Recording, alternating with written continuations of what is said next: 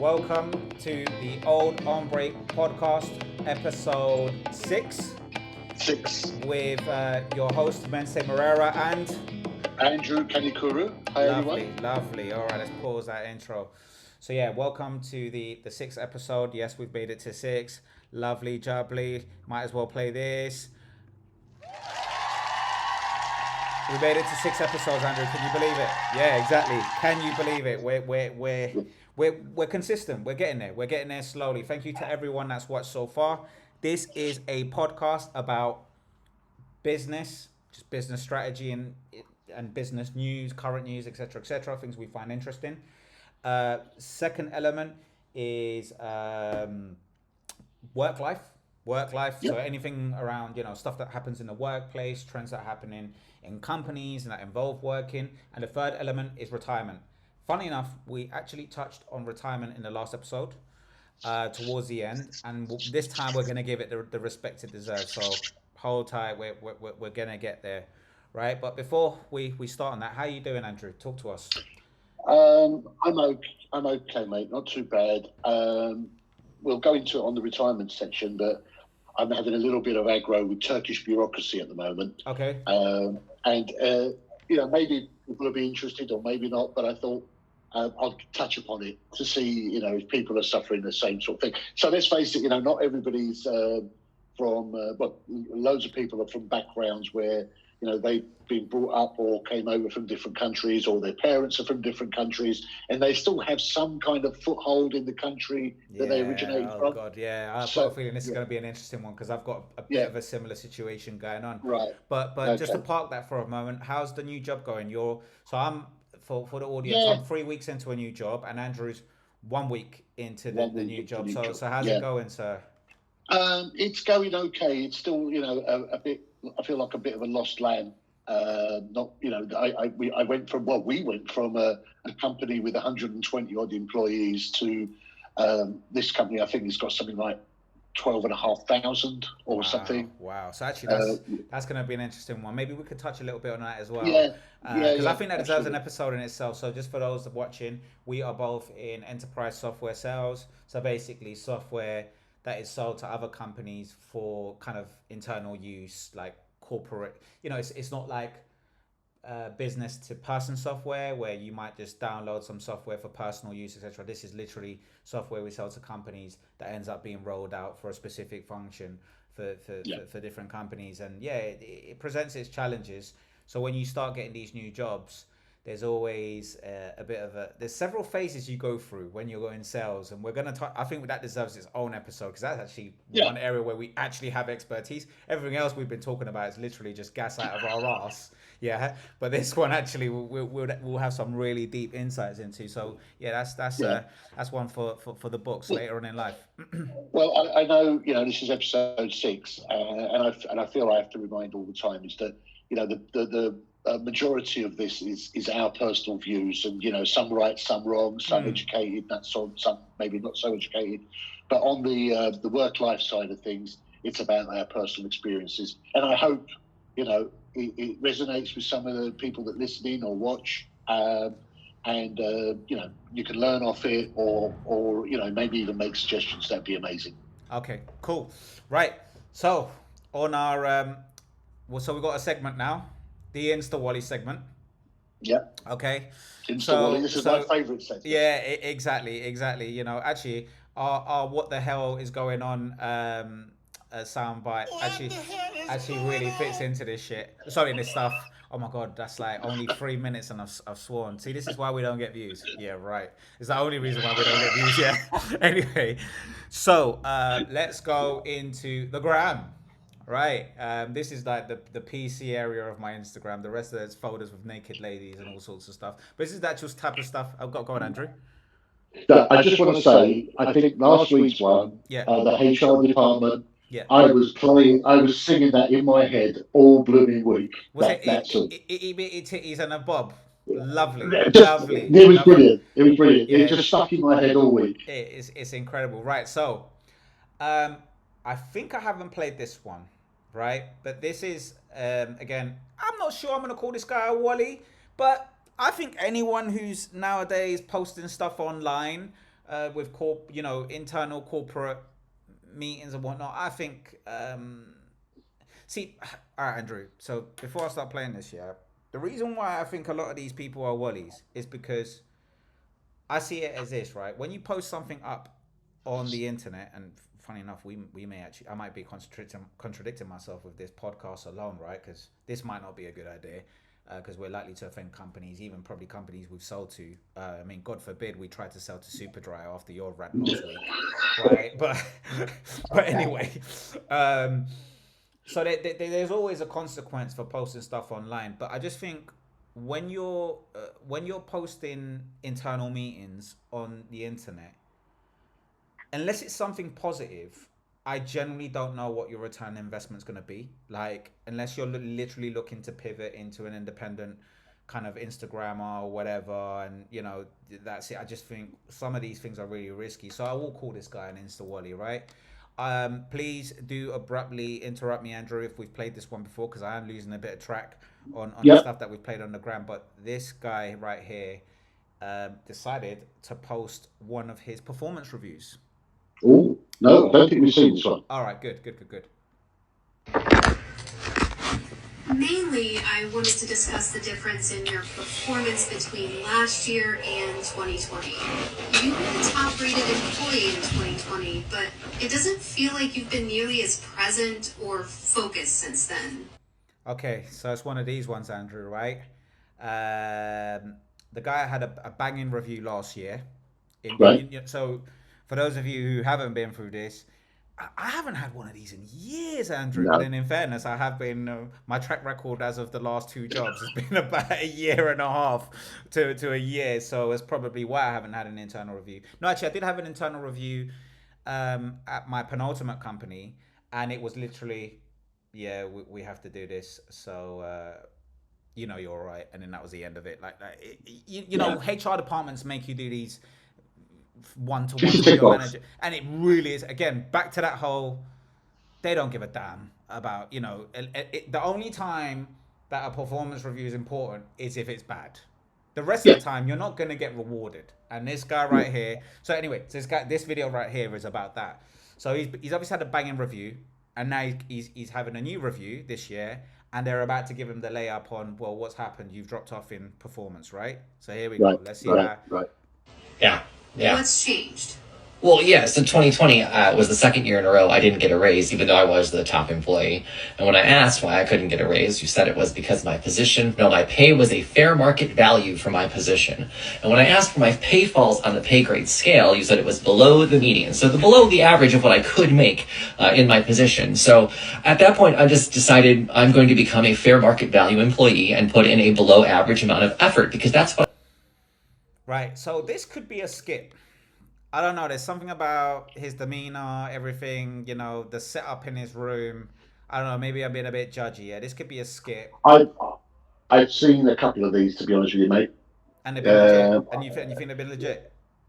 No. Okay. No, I think I've seen a couple of these, and I get what the point is they're trying to make. And it's a fair point, to be honest with you.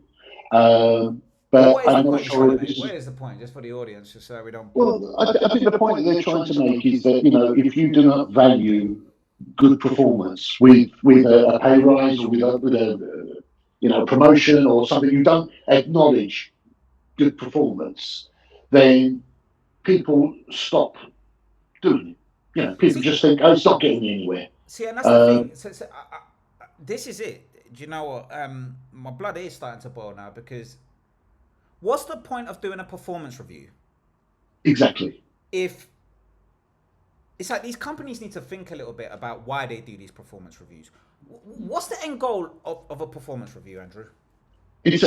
Well, from an HR perspective, they probably get some kind of reminder in their HR system, whatever it may be, and I was going to mention a couple, but I won't, that you haven't done a performance review. Okay. Yeah. And what is the point of doing a performance review if there isn't an increase of money, if there isn't a promotion at the end of the rainbow? Yeah. No, it doesn't. You know what? This is what annoys me as well, is that a lot of these corporate organisations don't know what motivates their staff. you know what, it may not need a promotion or a salary increase. It may be, you know what, you've got a few extra days off, or you know, it could be a whole heap of things. A title, a title, an award that goes on your LinkedIn, something Correct. that raises Correct. your market value. But let's be honest, most of us work for monetary gain. Yeah. And if we don't, and if you can't give us money, give us accolades so that our Correct. overall market value in the long term grows. But I don't understand the nature of these performance reviews, Andrew. When do you know what they do? Do you know what they do? They get you to fill in your own performance review first, right? So you got to like say, how did I do? And what are my strengths? What are my weaknesses? So you're doing about 75 or 85% of your manager's job. Yeah. Then they verify it. So I've just wasted an hour or two of my life reflecting. Yeah. Then we go through it and they go, yeah, agreed. Then they make you, with your manager, set your goals for next year. And then do you know what they do with that questionnaire? They crumple it and they shove it right up their ass. Yeah. And then they put it out then the following year, same time next year. Nothing happens. What is the point? Other than a compliance check, what's the point? That is it. That is it. It's a compliance check. You know, we do it's to they think that doing a performance review makes it look like they care. They don't give a crap. They couldn't care less. The only time, like you said, they give a crap is if that performance review is really bad and they're about to sack you. That's the only time it falls out. I mean, and this is 90% of the time. I mean, look, I've been a manager. I managed a business development team, right? And we did performance reviews. And guess what? I used those performance reviews to fight for salary increases. Yeah. Oh, you want to? And because then why do them? Why do them? Yeah. So I, as a manager, took it upon me to say, free up budget, get them 3 extra K, 4 extra K, 5 extra K. If they double their quota, let's retain them. You know, and I'd kind of dangle that as a semi-threat. We're gonna lose this person, right? Yeah. I changed their title, even if it was a soft change, you know, not like an official system change. But you know what, mate? I'll give you the permission to call yourself Senior Business Development Rep. Yeah. And I will like it as your manager so you can screenshot it or I'll write a post on your behalf so that the market sees that you're now a mature thingy. I got dinners, right? So you know this because because of my daughter. Of working with your daughter and having her part of my team. I took them out to dinners, and you know we had an end of year dinner where we took them to the Dorchester, and we went to the Bulgari. I mean, it was like a really, really swanky. And you know the way I legitimized that internally was we did a training event around it as well, so that it can comply with. But there was something to look forward to. But 95. I mean, my own performance reviews, nothing, Andrew. When I mean nothing, nothing has come of them. I have never, ever sat through a performance review where at the end of it they've said, thank you, well done, here's a promotion, or here's a pay rise, or here's a day off, or anything. It never, ever. And I'm 57. I've been working since I was 17 years old. So this is another one of those archaic ways of doing business. It's nonsense. It's nonsense. Anyway, let's finish this one off. I feel like you pay me to do. You've created an environment where there's no incentive for me to work hard, so I don't. Yep. You're right. It's probably staged because she said nothing, right? Oh yeah. But he makes a good point. He's a wolly because honestly, I think putting this up on the internet, what you gonna gain? What he's got? How many likes from this? All right, 500,000 likes. It's not exactly enough money for him to retire, right? So I don't know. I genuinely don't know. Oh, actually, well, let's have a look at his followers quickly. 79,000 followers. You know, wow.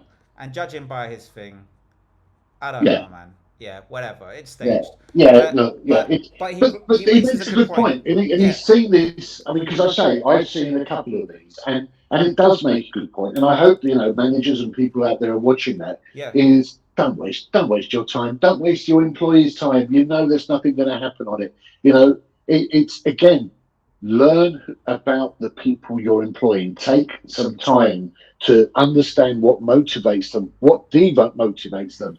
Understand, how you can get the best out of them. And it doesn't always mean salary increase. I mean, some of these salary increases as well. It's $1,000 a year or £1,000 a year. What is that? That's nothing. It still makes, it might be 10p difference. It don't really matter. But the point is this, right? It's the gesture, right? Yeah. Make me the head of something, or give me an accolade. Write a post online how I led a project that changed the companies. That's gonna add me £10,000 in the long term. I'll put that in my CV, show that in the next interview, and now I've got better legs. If you can't give money. Imagine saying like, I'm going to take my daughter into as an example, right? When you took her on, I think she was 19 or whatever, right? 20. She was only young, just out of uni, right? And she still talks about that day out, by the way, right? So it obviously made an impact. But imagine you've got a youngster who's had a great year, and you've done a performance review. At the end of the day, you say, look, what I'd like to do is, like you say, make you from junior to senior, or take the junior off, or whatever. And I'd like you to run the next sales meeting, or I'd like you to do this project. It's going to cost you nothing. It's going to cost you nothing, right? And it just gives that, not the case, I can't think of the word now, but it gives you that feeling of, you know what, it's been recognised, and it costs nothing. And I don't get. There's so many like little kind of blind spots in businesses, and it's just like, it's time to change. And I know we gave HR a hard time last episode, but you know what? That's another department that really needs to step the hell up, like in general. Because I'm sorry, I seem to only hear about HR when it's like company dinners and stuff like that, or disciplinary processes and layoffs. And especially with the economy the way it is right now, HR teams really need to step up, right, and make these. I mean, the other one, Andrew, company satisfaction survey. What's the point? You're gonna do nothing. You're gonna do nothing to change the culture. Nothing. If anything, I've seen them double down on what makes people unhappy. It's wild. Well, it makes me unhappy because I haven't filled it in, and you're sending me reminder emails every freaking day. The cheek of doing a company satisfaction survey and then doing layoffs. Do you know how many times I've seen that one as well, Andrew? Cheeky monkeys, cheeky buggers. Huh? It makes me sick. It makes me sick. Anyway, pivot away from that. Next one. Have I shown this? There's a doctor that's speaking about mental health. Have I done this one before? I don't think so, no. I'm not sure. This one's a bit eerie, but again, Wally, absolute Wally. Tell me if I have. She could see you now, you'd be proud. Sod that music. I bet you wouldn't guess that an hour prior to this, I told someone they have cancer. Hugged a patient who told me their mum passed away, and immediately sent someone to the emergency room. Right, okay. No, I wouldn't have guessed that. But why have you posted this? I don't. What are we supposed to think? You know what? So I'm looking. So many people don't realize that this is what you need to do to work in medicine. That's what I was going to say. I get it, but again, there's a lack of tact here, man. Yeah, absolutely. There's some things that are true that you're just. What are you doing? I mean, already, I've had so many patient doctor, you know, my mum passed away of cancer 5 years ago. I saw people that didn't give a monkey's, Andrew. I've got a friend, and I don't want to criticize him. He's a surgeon, right? I don't even call him anymore for medical advice because his advice is so cold. It's so statistically driven that I'm like, I don't want to hear it. I don't want to hear it. Like, do you know what I'm trying to say? And he's been wrong several times. Right? Where he's buried people before they've even, do you know what I mean? And they've lasted years afterwards. Because they just go, I spoke to 100 cancer patients with this specific thing. 3 months. And it's like, I get that you need to stick to a manual. But I think this just reinforces the I don't care element of medicine. And I get it. They're overworked. They're overstressed. It's a crap job. Like, you know, everyone thinks that doctors make loads of money, whatever. These guys are doing 90-hour shifts, etc., etc. I get it. But I'm not sure about this way of articulating it. If I was a doctor, I would be effing fuming at this. I'm effing fuming now. I'm, really trying to keep it down because I think not only is this, I think it's immoral. I think it's disgusting. Yeah. I think that you've got to be a horrible person to post this, right? In my opinion, because yes, you've got to, as a doctor, as a nurse, or whatever, right? You've got to block things out. Otherwise, emotionally, you'd be dead, right? Yeah. Or drained. Absolutely. Absolutely. Right? And you've got to do that. But then to get on and post it like this, having a little cocktail with a thingies. What's this doing I think this is one disgusting person, in my opinion. I think it's horrible. It's basically, where is the boundary on getting likes and posts and followers? It's effing disgusting. It's as bad as those girls that show their nunnies on there. I think this is disgusting. I think it's horrible. Do you see what I mean? I don't know. Everyone seems to be showing love on this one. No. I think this is. Let's take it back to old school. I get mental health is important, but this isn't it. This isn't where it lives, man. No. Is it the US? I don't care where it is. It probably is in the US. Yeah. I mean, I'm looking by the background, but that's not the point. Listen, you as a medical professional, whatever level you are, you're entitled to go out and enjoy yourself. Yeah. Of course you are, right? But this is absolutely disgusting. I think. Imagine, I can't understand how you would feel, right? Because imagine I went online and I saw this. Oh my god! Thank you. Thank you. Oh my god! Thank you. Listen. Well, give you an idea. When you're dying. Sorry. No, I'll give you an idea, right? I've been back and forth to Turkey with my mum's ill health, right? And they wouldn't even change her bedclothes. I had to pay another person to come and change her bedclothes and look after her. And then I'd see this, yeah. It's vile. It's vile. This is one of the worst things I've seen. And I know that sounds like over exaggeration, but I genuinely think this is disgusting. No, I'm with you, mate. I'm with you, and I'm sorry for the audience if I've gone taken it to, but it's absolute Wally. I mean, yeah, I think Wally. What biggest Wally so far? Yeah, we can have a vote. This is the biggest Wally so far. And Wally is a kind title. Yeah, obviously, because we can't swear on this, because otherwise I'll be using a C word. Right? Yeah. I mean, one day we'll do a Rumble version of this, and then we can finally actually swear, because I'm struggling here. Yeah. But the point is this,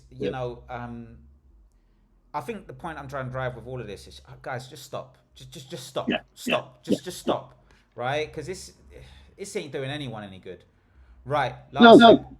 Post on there. Look at me. I'm having my thing with my mates. What you've just done is you shouldn't have done that. Shouldn't have done that. End of. Okay, absolutely. Right, next one. Hi, Lindsay. Love her. Have I shown this already? No, I watch her quite regularly. Okay, all right. Do you think this is real? All right, let's play it. Hi, Lindsay. Hey, I have to make this really quick. I'm not coming in today. I'm having a digital detox day. I need next week off. Next week, we are quite busy. Well, my friend offered me a trip to Florida. Okay, that's cool. But you are scheduled all week. But this is a once-in-a-lifetime chance. We're going to see NASCAR. Is this legit? Well, I don't know, mate. There was one episode where she went, "Hi, Lindsay, where are you?" She goes, "I'm at lunch." And she goes, "But Lindsay, you've got half-hour lunch and you've been gone nearly 45 minutes. She goes, "Well, it takes me half an hour to get to the cafe and half an hour to get back. So I've got to have another half an hour to eat my food." And she's trying to explain that it includes travel, but there's a lot of these, and some of them are hilarious. I'm telling you what, Andrew. Yeah, I don't know why, but there's a couple of characters from The Office that are coming back in on this one. Do you remember? Well, let's call him Barry. Barry Julio. Yeah, this guy used to go to the kitchen, get biscuits and sandwiches, was it? Yeah, and wrap them up. Yeah. And he used to make himself breakfast and literally just go out for lunch. Oh my God, the guy, he really took the pee. He really took the pee. This is real. Like, these characters are really out there, man. Yeah. They're out there. They're out there. I remember he used to get a kitchen towel or tissue, put his biscuits in, wrap them all up, put them in his drawer, and then, take a nibble, put it back, take a nibble, put it back, and then go back, get another few. And then we had the other character who would just take the whole packet and put it in his thing. And he had a whole cereal collection. Yeah. And he wouldn't work until breakfast was fully done. It didn't matter. You couldn't schedule a call. Yeah. High maintenance employees. And they were all crap. They were all crap. It's incredible. It's incredible. And what do you? Maybe this one. Can you do 5? At first, I was taken aback by Henry's giving such an extreme discount. So this is Undercover Boss. Mm-hmm. And the worker is giving an old lady who hasn't got the finance a discount that isn't even authorized. Right. How do you think this is going to go, Andrew? Ooh. For me, I would. I don't know. I'd be too soft and say, "Don't worry about it." No, I mean the Undercover Boss. What do you think the Undercover Boss is going to do? I think he's going to fire him. All right. Well, let's have a look. I wouldn't. You got roots right there. Okay. The only way the roots can get in there is you have a break. We can go down here about 3 feet down and cut that piece out and put another piece in there. So what would that cost? Normally this is about $1,200 job. $1,200. Not a small amount of money. No. For an older person. Exactly. Okay. They're running to the doctor and all tests and everything. You got tests and stuff like that. Yeah. You got I understand. Can you do 5? At first, I was taken aback by. Look at his face. Look at his face. He's not happy about me, is he? I don't think he is, Andrew. I don't think he is. Look at that stern lip. He's like, what? On my money. All right, let's see how this one turns out. Henry's giving such an extreme discount. You got roots right there. The only way the roots can get in there is. Oh man, it's part 1. I can't find part 2. Oh Jesus, I've really screwed this one up. Well, there's a UK version. I don't know if you've ever seen it. It's one of the biggest food production companies in the UK, right? And they're interviewing people at various parts of the company. Yeah. And there's a young lad there who's obviously on minimum pay, right? Yeah. And he's got the white cloak and ill-fitting white coat and the hat that's too big and blah, blah, blah. Yeah. Right? And the chicken's going along, and it's raw chicken, and they're injecting the chicken with liquid. Yeah. And the guy said to him, who the so-called undercover boss said to him, "Why are they injecting the chicken with water?" Yeah. And he went, "Well, I don't really know, but I think it's to make it heavier so they make more money." Really? And the undercover boss was fuming. Well, of course. That's not why we do it. It's to tenderize the chicken. He was fuming. When keeping it real goes wrong. Oh my Lord. So the story, train your staff properly. Yeah, absolute Instagram wally there. All right, so this is going to be the last one, yeah? So this one, I want to end this in a kind of in a pick-me-up, right? Because like obviously the last 2 were depressing. I'm trying to pick up the mood, right? Because I don't want to depress our audience. But have you seen this interview? So basically a Shark Tank presentation, and it's a farmer that's come in. He's created something that's really going to help farmers. Okay. Yeah? Hopefully this short really encapsulates it well, yeah? But this one really hit the heart, Andrew, and I want your thoughts on this one. Why not $7? Well, I've never done that. I've always tried to be right. I make $1 off each one. If I sold 7,000 yesterday, I made 70 Johnny, grand. you could see a partner that, let's say I was a big distributor of water irrigation systems, and I see this product and you show it to me, and you make it for $2.50 and you sell it for $5, right? I'm making it for $2.95. I sell them for $4.50. Oh. So at $2.95, and he says, so he's making $2 a piece roughly. No, I think. That's right. Or I think $1.50 is the operations and this profit is wonderful. And these guys are like, oh, come on, man, this isn't enough profit. Like, right? This is answer. You know, when you're like, we still have hope. Okay.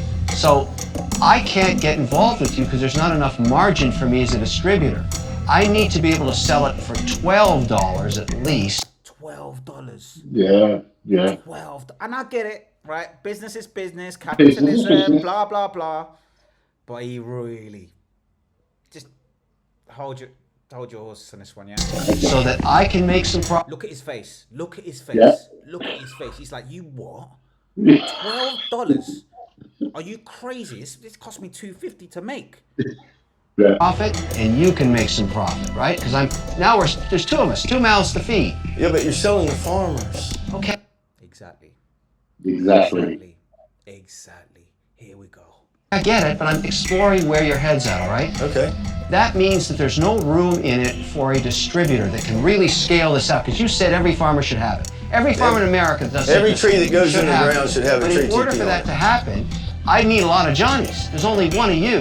I need like 2,000 Johnnies calling on farmers all across the land. Why not? Right. So you get the conundrum, right? Oh, so this short has obviously not done it justice, yeah. But let me go to the longer version, right? To be right, I make $1 off each one. If I sold 7,000 yesterday, I made 70 Johnny, grand. you could see a partner that, let's say I was a big distributor of water irrigation systems, and I see this. How about selling for $4.50? Okay, so I can't get involved with you because there's not enough margin for me as a distributor. I need to be able to sell it for $12 at least, so that I can make some profit and you can. Right. So I see what he's saying, but I would be saying, well, what's the distributor doing? Yeah, or apart from making phone calls. Yeah, it's a middleman. Why does the middleman need so much? Exactly. Yeah. But let's continue. And I love it when these big tycoons are ousted as absolute wallies. Right. Yeah. This is why I like this one. Make some profit, right? Because there's 2 of us, 2 mouths to feed. Yeah, but I mean, that's it. Just because there's 2 of us, that's it. No other rationale. Nothing about scale. Nothing. No. Just there's 2 mouths to feed. Yeah. Selling to farmers. Okay, I get it, but I'm exploring where your head's at, all right? Okay. That means that there's no room in it for a distributor that can really scale this out, because you said every farmer should have it. Every farmer in America does. Every tree that goes in the ground should have a tree. But in order for that to happen, I need a lot of Johnnies. There's only one of you. I need like 2,000 Johnnies calling on farmers all across the land. Well, that's your job as a distributor. Thank you. The cheek of it. Thank you. The cheek of it. Yeah. That's why you're there. That's why you're there. You know, surely, as a distributor, you've already got the backroom staff. You've already got the infrastructure. But you see, you're a distributor. Swindle good businesses. Yeah. It's a joke. Yeah. Now, who's going to pay them, Johnny? Who's going to pay them? You are. I'm out. The face of, oh my God, what the hell am I participating in?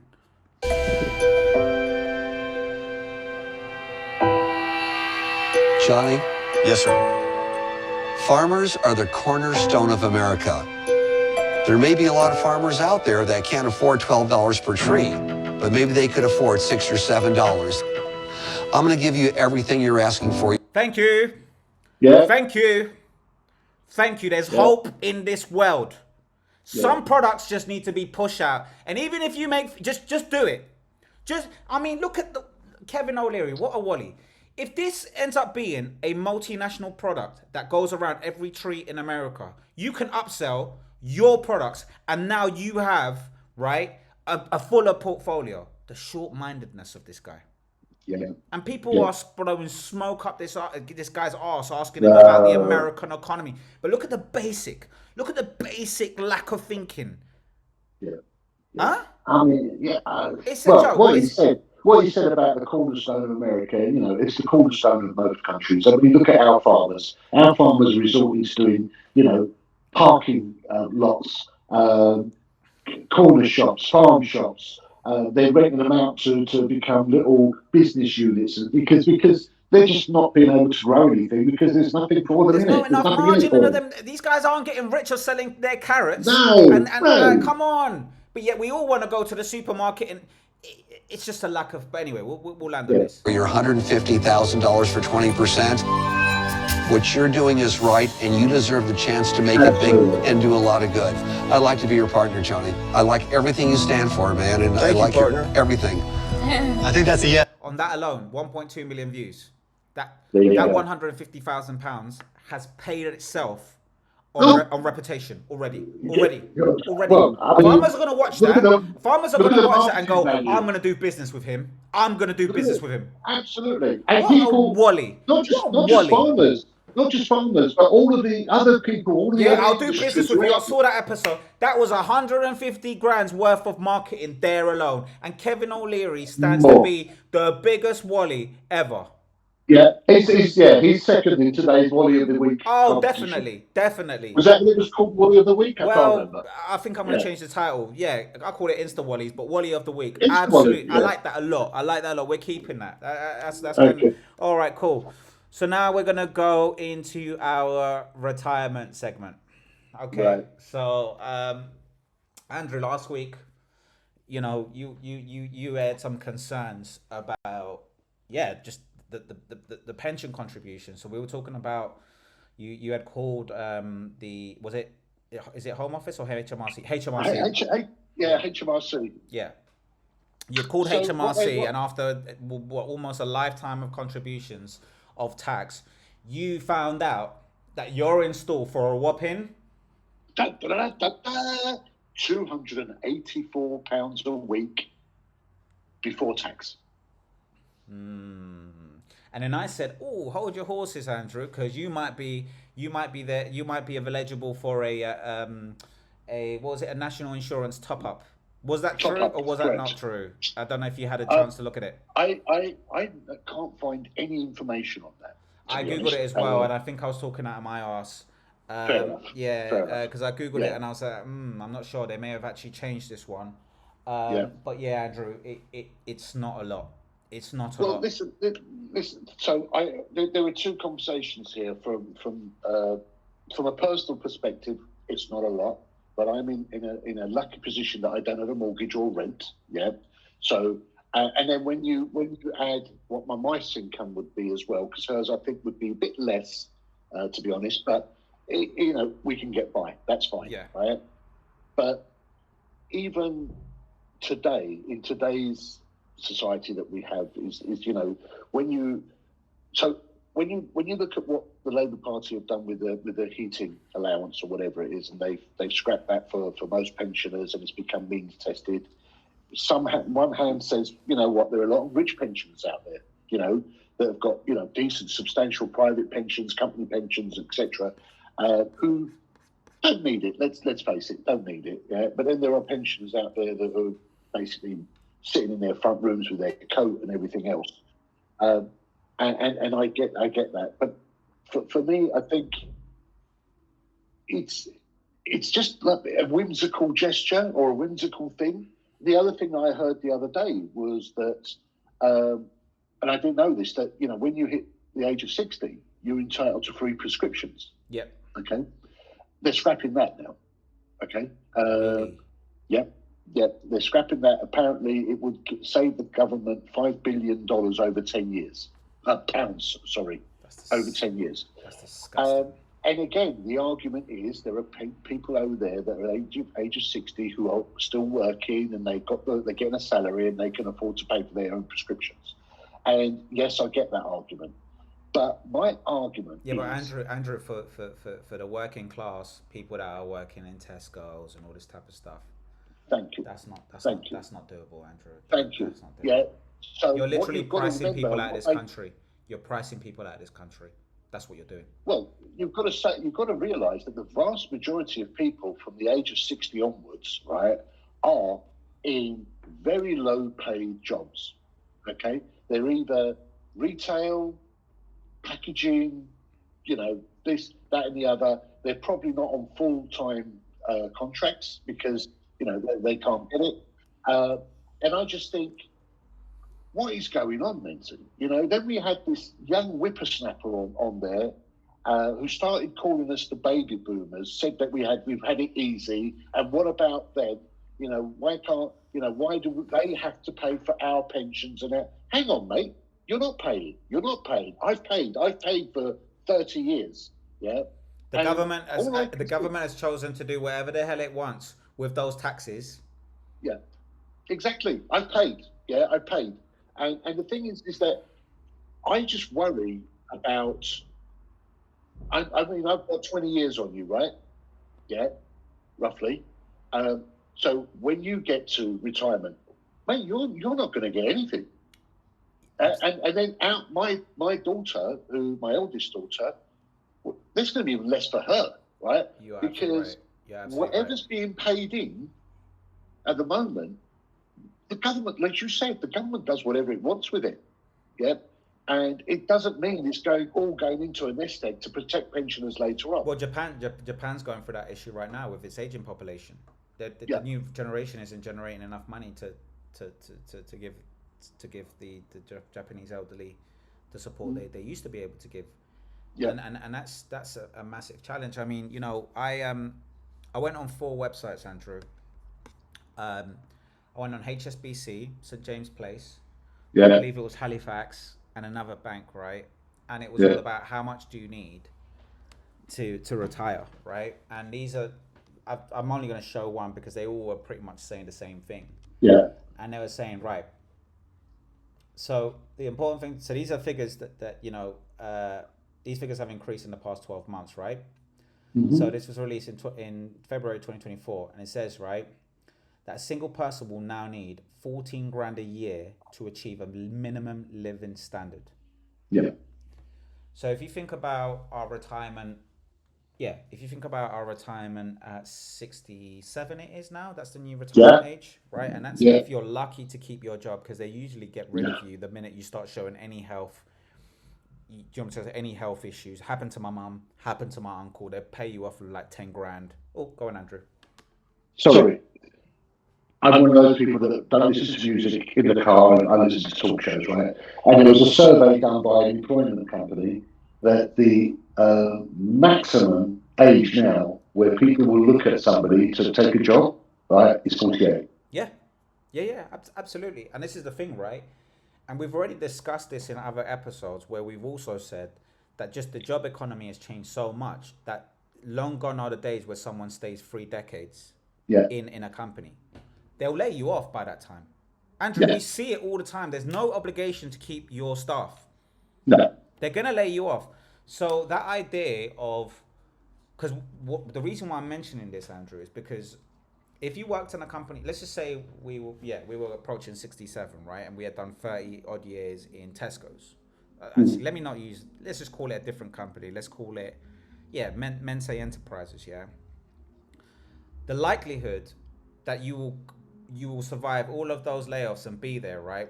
Let's just say you did, and you were there for 30 years and you were just a cashier or whatever, right? On a kind of a minimum wage is what I'm saying. It's not just a cashier. Every job is important, but I'm just being a cashier, right?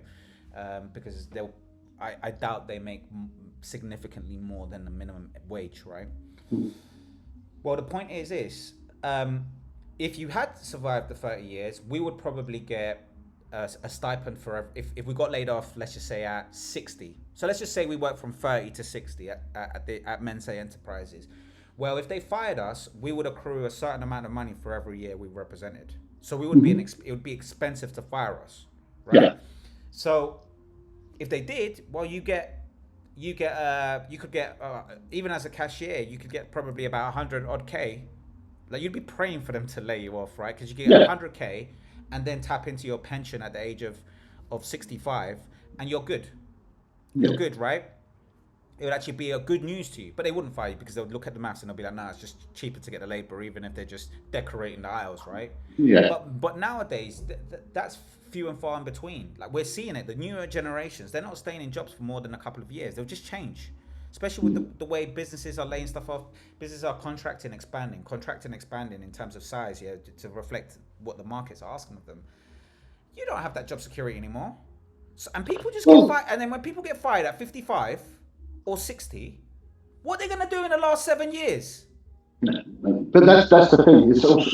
They're cashing in their pensions. Sorry to interrupt. They're cashing in their pensions early because they can't survive, and then they're screwed. Yeah. But also what you've got to add into that is the technology element of it. You gave the cashier as an example, right? How many cashiers are there now?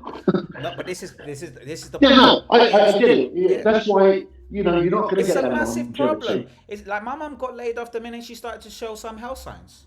I remember going to the HR meeting with her. It's not a bad company. I'm not poo-pooing the company, right?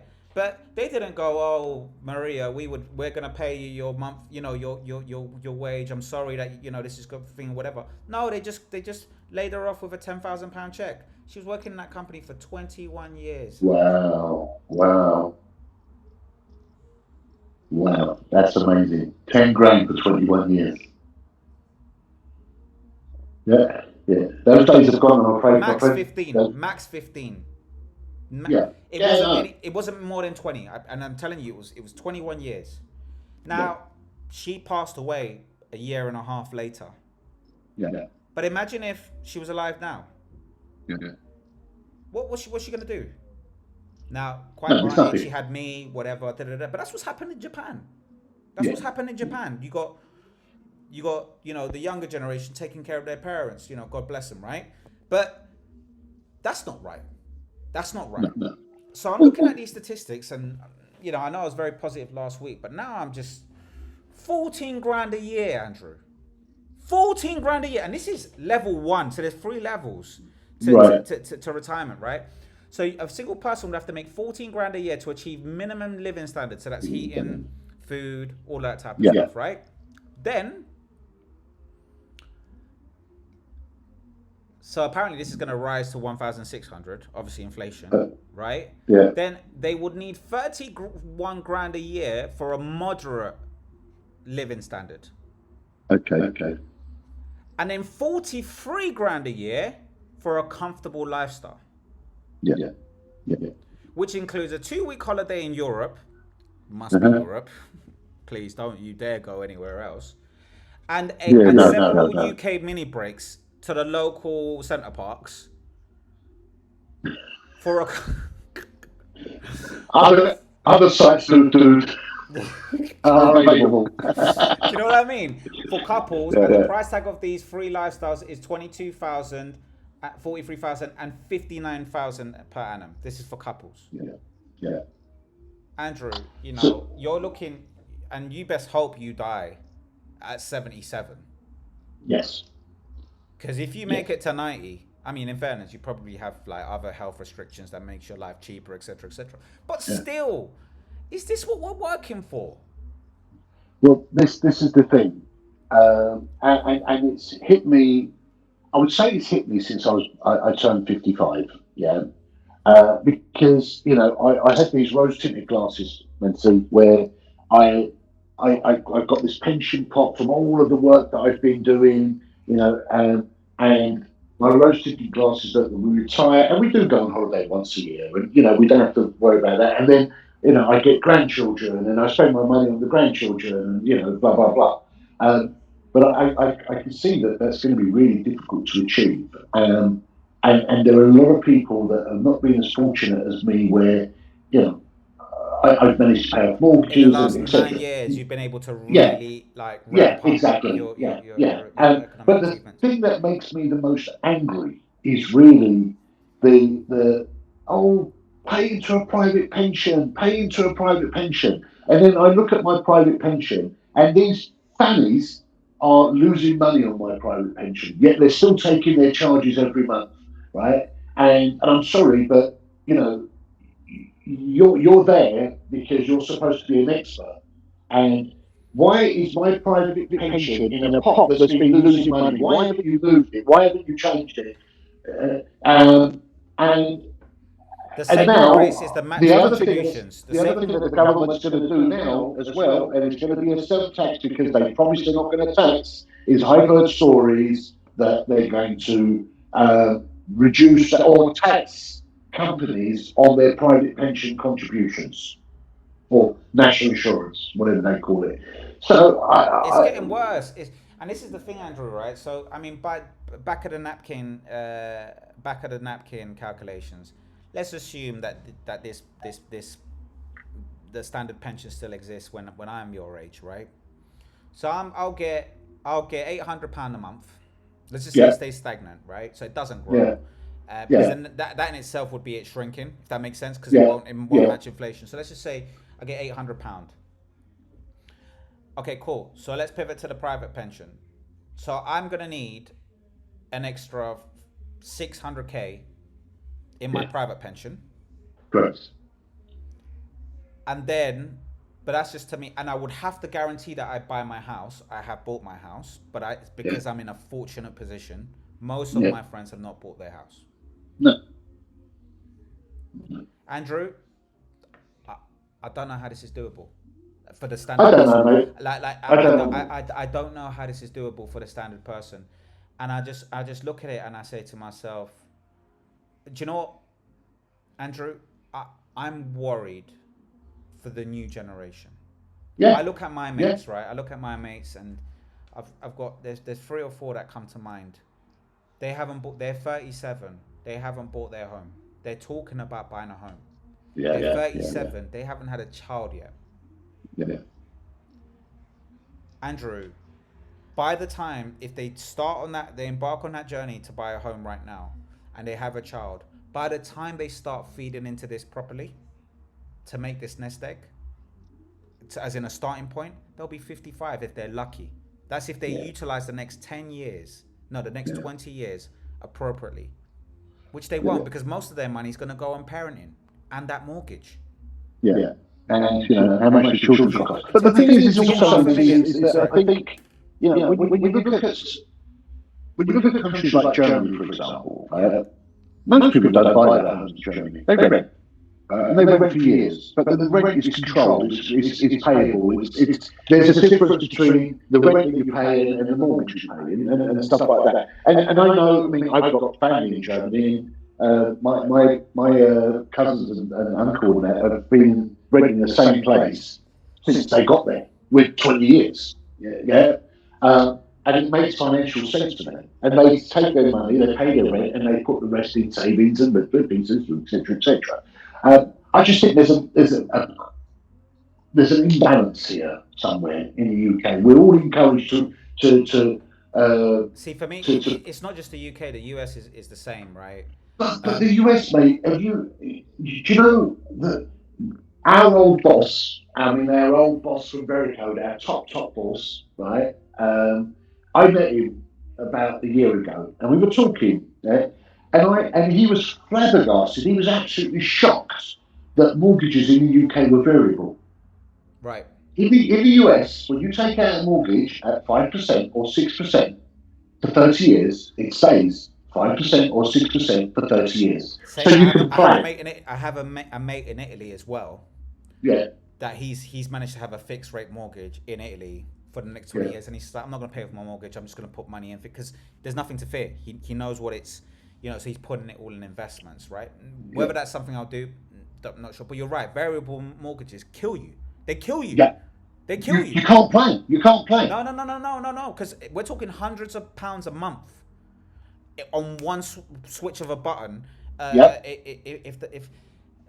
Look, for me, it's becoming apparent, and I've been singing out this hymn sheet for you for a while, and we will on the next retirement segment. I want to talk about those returns that you're talking about on private pensions. Because I was watching a video the other day, and you know what you have to do? It turns out that the default pension plans that you're put into is almost like the lowest risk threshold. Which means you end up making 2 to 3% a year, which just about matches inflation. I've had a few where it's been minus 2%. These have been kind of so-called recession years or whatever, right? But you're meant to actually call them and say, as you're younger, you're meant to call them and say, hey, can you change my plan to a higher risk rate? And then that starts giving you your 7, 8, 12%. But the workplaces don't do this for you. So they're quick to auto-enroll you on the crappest pension scheme. But the thing is, mate, how many of us and I put myself in that position because you've educated me over the last few years, right? How many of us even think that? I've How just many of discovered us it. think? I've just only discovered it because we're doing this podcast, and you know, Yeah. I've been inquisitive. You know, I've been thinking about retirement. Look, Andrew, this is the sad thing, right? And sorry to cut you short on this. Yeah, I assumed from the age of 24 that there will be no pension because I've been watching doom and gloom stuff for ages now. Yeah, I'm just like, this is not doable. Basic state pension, nothing. And I assumed that whatever's going into my auto-enrolled pension, after seeing the year's statements again and again and seeing 1%, 2%, 3%, I went, whatever I put in this and whatever they match, it's staying stagnant. Yeah. So if I'm lucky enough, and I am lucky enough, to contribute about 8-9K on a bad year, I'll say about 7K on a bad year where I make no commission goes into my pension pot. This is the auto enroll. Now, when I sell a deal and I do very well, that can grow to 15K, right? So if that's matched by the employer, ideally, you know, I've seen a couple of letters floating here. There's about 14 grand here, 20 grand there, whatever, it adds up. But after it's been matched, that's it. My assumption is it's not growing. That's still. But my problem is, and not my problem, but the problem for the pensioners of the future and the younger people that me, is that when I listen to rumours and things about the government now, is they're going to make it even more expensive for employers to match or add thingies it's not going to, even that's not going to happen. That gig is almost up. If you didn't take advantage of it, you got about another 3 or 4 years before someone really. I think we've got about one more prime minister. You know, this Labour government, and then they're gonna have because where they're gonna get more money for like whatever the hell they do with it. I'm not gonna get political. We promised we won't get political on this, but we're gonna get the money for all that type of stuff. Yeah, they're gonna start dipping. They're gonna start dipping into people's pockets. They're not gonna start dipping into company pockets or whatever. They're not gonna stop wars. They're not gonna, they're gonna go directly to austerity again. Do you know what I'm trying to say? Yeah. So that's coming. That's on the card. So my assumption has always been state pension. See it as you'll be lucky if you get something from the government. Second layer is the private pension. Just pray to God that your match contribution is there, but just assume that in the long term, whatever you put in, that's going to stay stagnant, and it will just be inflation proof. Yeah. So imagine over a 20-year period, right? Because people really start making money in their 30s. Even if you are a minimum employee, a minimum wage employee, you'll be stepping up a little bit at your 30s or whatever. You might manage the floor, or you might, you know what I'm trying to say, be middle management or whatever. If you're disciplined, Let's just say you managed to claw together a 100K pension on that private. You're still screwed. Yeah. After a lifetime of work. So you need the third layer. And the third layer are private investments. Correct. Which is everyone's been going mad about. And I think the good thing that Gen Z's been doing is with all this Bitcoin craze and all, and all the eToros and these like easy, the gyros and all these easy platforms, is that you have got quite a lot of youngsters, right? Yeah. And they are betting because they're not doing any company research, right? Yeah. But they're at least putting some money in some form of investment. The bad thing is they're cashing it in and then going to Paphos or Kavos or whatever it is, right? Yeah. And going to Santorini and all of that crap. But that's my worry. My worry is this year, really and truly, you should have about 100 to 200K after a 30-year lifetime of pension contributions in your private pension. So we already know that's going to get you bog standard level of life if you live 20 years after retirement, right? Yeah. And then you're going to need about an extra 300K, 400K in private investments in order for you to actually have a life. Have a life and not be a prisoner in your own country. Well, the thing is one of the advantages that Gen Z or any of us that's alive now is that when I was in my 20s and whatever, it was near enough impossible to buy shares or make investments. Yeah, exactly. Because you didn't have the online portals and etc. I could log in 10 minutes, Andrew, and go and buy Andrew, let me tell you a little story. Andrew, let me tell you a little story, right? So when I was 12, I used to buy the Financial Times, right? So as you know, like my mum used to make honestly, it made me cry when I went through all of her old statements, right? No, and I mean in a literal sense. My mum was on 14 grand a year, mate. And when she died, her last paycheck was 17.5 grand a year. Wow. Yeah. Wow. Right? So I've always been obsessed with making money. Because you can imagine, going to the Tesco's, Mum, can we have juice? Oh, no. Robinsons. I was on the Robinsons Express for a decade. Yeah? I couldn't use the phone. I mean, I didn't understand that rule, but it was just because she was a chatty patty. She loved being on the phone all the time, yeah? I couldn't go to the train. Did you have a little lock? On the dial? No. We weren't that advanced. There was just something called the good old-fashioned belt. If I see your ass on my phone, you will get the tip of the belt. Yeah? But the point is this, right? I was obsessed with making money. So I went, oh my God. So I used to save up my lunch money. Yeah, you know, and again, you know, hats off to my mum. She still gave me £12.50 a week when I was in secondary school. So I wouldn't have lunch. I would never have lunch. And I was accruing all my £12.50s until I got to about 300, right? Wow. Yeah, no. And I thought, right, this is it. Stock market, because I used to buy the Financial Times because I always thought all the money was in the bank. So I just thought if I just read this, I only understood about 10% of it, right? But I'd go to you know, back then you had 56k modem, right? You know, there was no real time data on stocks because your internet wasn't fast enough to think. So I used to get this. There was 1 page or 2 pages or maybe 4 pages dedicated to stocks, somewhere in the middle of the Financial Times, and I would see one stock. It was a water company stock, right? It would go up. Like one day it would go down about 2.5 points. And then the next day it would go up 2.5 points. And it just kept going like that every bloody day. So I thought, well, again, stupid, right? But I thought, well, if I invest on a Monday and I just skip 2 days, right? I've made about 3% of my money. So if I just rinse and repeat, I can flip this. Yeah. And I thought, yeah. So I thought, okay, cool. Let's get this investment account. So I called HSBC. I mean, 12-year-old mate, right? Well, you know what? I called HSBC. I called HSBC because I had a HSBC account, right? That because my mum used back in those days. If your mum used HSBC, you'd beg her to get you a bank card, and it would be under hers, right? So I was like, right, want to set an investment account? Scott, was it called Midland Bank back then? Midland Bank. Maybe correct. It was, yeah. Maybe it was the Midland Bank days. I can't remember too well. Yeah. So I was like, right, I've got £300 to invest. Yeah? I want to invest in. What do I do? So he goes, okay, so Mr. Morero, you need a broker account. Fantastic. So what does that entail? Oh, okay, cool. Right. So by the way, Mr. Morero, I don't mean, they were so kind. They were probably laughing when they hung up the phone. Yeah. They're like, I don't mean to be funny, but you really, to use a brokerage account, you need about 10 grand. I was like, what? Yeah, I mean, it only makes sense if you've got about 10 grand to invest. I went, well, why? The stock's only about £2.50, you know, whatever. Yeah. And they went, yeah, well, basically, it costs £50 to transact.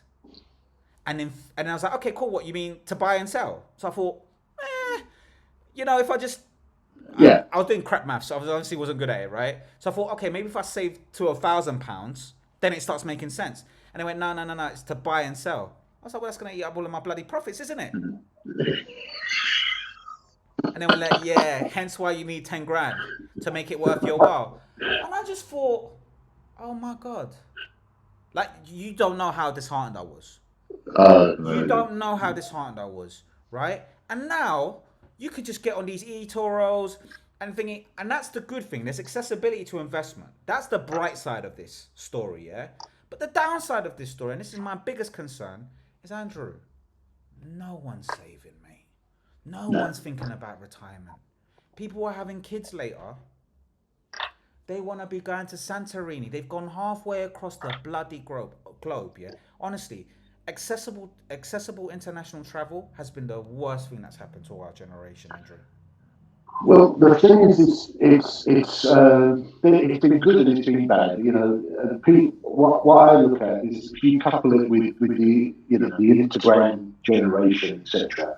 People see what people. I mean, you know, you get people on private beaches in Dubai. Oh, look at me, blah blah blah, cocktail, this, that, and the other. You know, there's stories of Marbella when you go to a beach club and you have to pay 150 quid to sit on a beach bed. just to sit on the bench. Yeah, but they got money for that. And this is what I'm trying to say. Andrew, this is what's getting on my tits, right? These people, they're going, mate, you should see the number of bars on my road. Mate, you go into these bars, we're talking 15, 16 pound a bloody cocktail. And it's heaving with 25-year-olds. And they've got nothing. They've got nothing. They've got nothing, Andrew. People spending £110 on a date. People spending £90 on a date. And they've got no investments. Well, do you know what? And I get it. You have to live. I get it. You have to live. Go on. I've got to stick up for them a little bit because it's not just this generation. Is it Gen Z or Gen X? Whatever we're in now, we're talking about now. I'll be honest, when I was in my early 20s, etc., it was the same, mate. Yeah, but Andrew, it was the same. But the reason it's the same is because there's a lack of education. But this is my point. No, but we're now getting. You're right, Andrew. But guess what? We're now getting to the threshold where if you don't get on the bandwagon to start saving for your pensions, and you wait for it, if you don't start investing from 22 max, you've lost it. There's hardly any hope for you unless you get lucky. Andrew, that's what the figures are telling me. Andrew, honestly, my prediction is we're going to go through a cycle. Everyone that's living right now that are having kids in their 30s, right? They're going to have very, very dire retirements, right? Yeah. And then the young kids are going to realize, oh my God, I've got to start earlier. And I think we're going to go back to people having kids in their early 20s. We're going to go back to people not going on holiday that much. And we're going to go back to basically we're going to go back to the 60s. We're going to go back to the 60s in terms of cultural practice, because there's no other viable option other than euthanasia the minute you get to unemployment at 60. Like, do you know what I'm trying to say? Killing yourself. You honestly, like, I know I'm sounding really like this is hyperbole here, right? But honestly, it's getting to the point, Andrew. Our life expectancy is growing. Our ability to match the skills that are needed for the future are questionable right now with things like AI. The economy isn't what it used to be. England, right? Even America's struggling right now. I think we're going to go full circle, and I think it's going to be so-called extreme behaviors. How about no holidays? How about less eating out? How about investing as early as possible? How about the rebirth of the childhood ISA? Right? All of that's going to have to come back into fashion, because, Andrew, there's no way of catching up to this, man. Well, I know, again, from hearing stuff here and there, I know they're looking at travel. They're looking at the low-cost budget airlines or any of the airlines. They're looking at potentially putting some kind of tax on those as well to make things more expensive. Yeah. There's also some issues around the turnaround times, because budget airlines work on being able to land, clear people out, get people on and off again. Andrew, these budget airlines are no longer budget. No, forget about it. Problem. And the thing is, the flight may be cheap. What about the accommodation? Is there low budget accommodation? Yeah, the flight is cheap if you're going on a 2-week holiday to Santorini with just your shorts and a t-shirt, and you don't want to bring anything, and you don't give a crap where you sit. Yeah. Right. Once you start giving a crap about all those sorts of things, forget it. But listen, we've got to live. We've got to have things to. No, but Andrew, what I'm trying to say is, I think there's going to be a a rebirth in the way people live. People are going to start finding new ways. I think the nuclear family is going to come back. Absolutely. Like, Andrew, this is not sustainable. This is not sustainable. And I'm hearing people go, oh, well, I'm not going to retire anyway. There's no hope. I was speaking to an 18-year-old the other day. International student. Her dad had paid for her education from America to here. And this girl saying, I've got no hope of having a retirement. And I just went to myself, well, is this really your attitude? Is this really your attitude, yeah? Mencey, let's not even bring university costs and charges into it. Yeah, but this is my point. I know, but this is my trying. An international student, she's spending at least 90K a year on education, and you're telling me you don't have any. There's a psychological thing here, and I think people haven't adapted to the reality. This is real. This is real. What you're seeing here. This is real. What you're seeing here, and this isn't easy. And the earlier you start, the better your life is going to be. But young people aren't really talking about retirement like that. It's slowly starting to become a fashionable topic, yeah. But Andrew, I'm just talking about that void of my generation. Because, you know, Instagram, this is the good stuff of Instagram. There's a lot of people talking about retirement. There's a lot of people talking about these issues, and people are getting concerned. And they're moving. And I've got hope for, like, my daughter. I don't know what generation my daughter is. I don't think she's Gen Z. I think she's Gen X or whatever, because she's a 12-year-old, right? I think that generation will be saved because they're coming in information age. But I think the Gen Zs, which are like the 21-year-olds, you know, onwards, I think your daughter's a Gen Z. And my generation, definitely, we're going to go into a chasm. Because, Andrew, I know you've got it hard, but my generation, they haven't even thought of what they're going to do 60 and above. And they're in their late 30s. Yeah, and you know what? They're going to wake up one day, and hopefully the sooner the better. The problem is when I speak to you know, the younger generation, and I give sort of like, I don't give advice because, you know, I'm not qualified. Well, I say I'm not qualified. I'm qualified because I've been alive and working for so many years, right? The thing for me is when I say to them, pension, invest, yeah, the response is I need it now. Yeah, and this is it. But anyway, just to bring it home, I want to share. I think these are the stories that are going to be the stories of the future. The inspiring story of Ronald Reed, right? Ronald Reed, a gas station attendant in a small town of Vermont, quietly amassed a fortune of $8 million. Huh? Yeah, I know. $8 million. So he died at 92. He left $8 million to a charity, right? And he displayed incredible patience and left most of his money at the hospital and the library, right?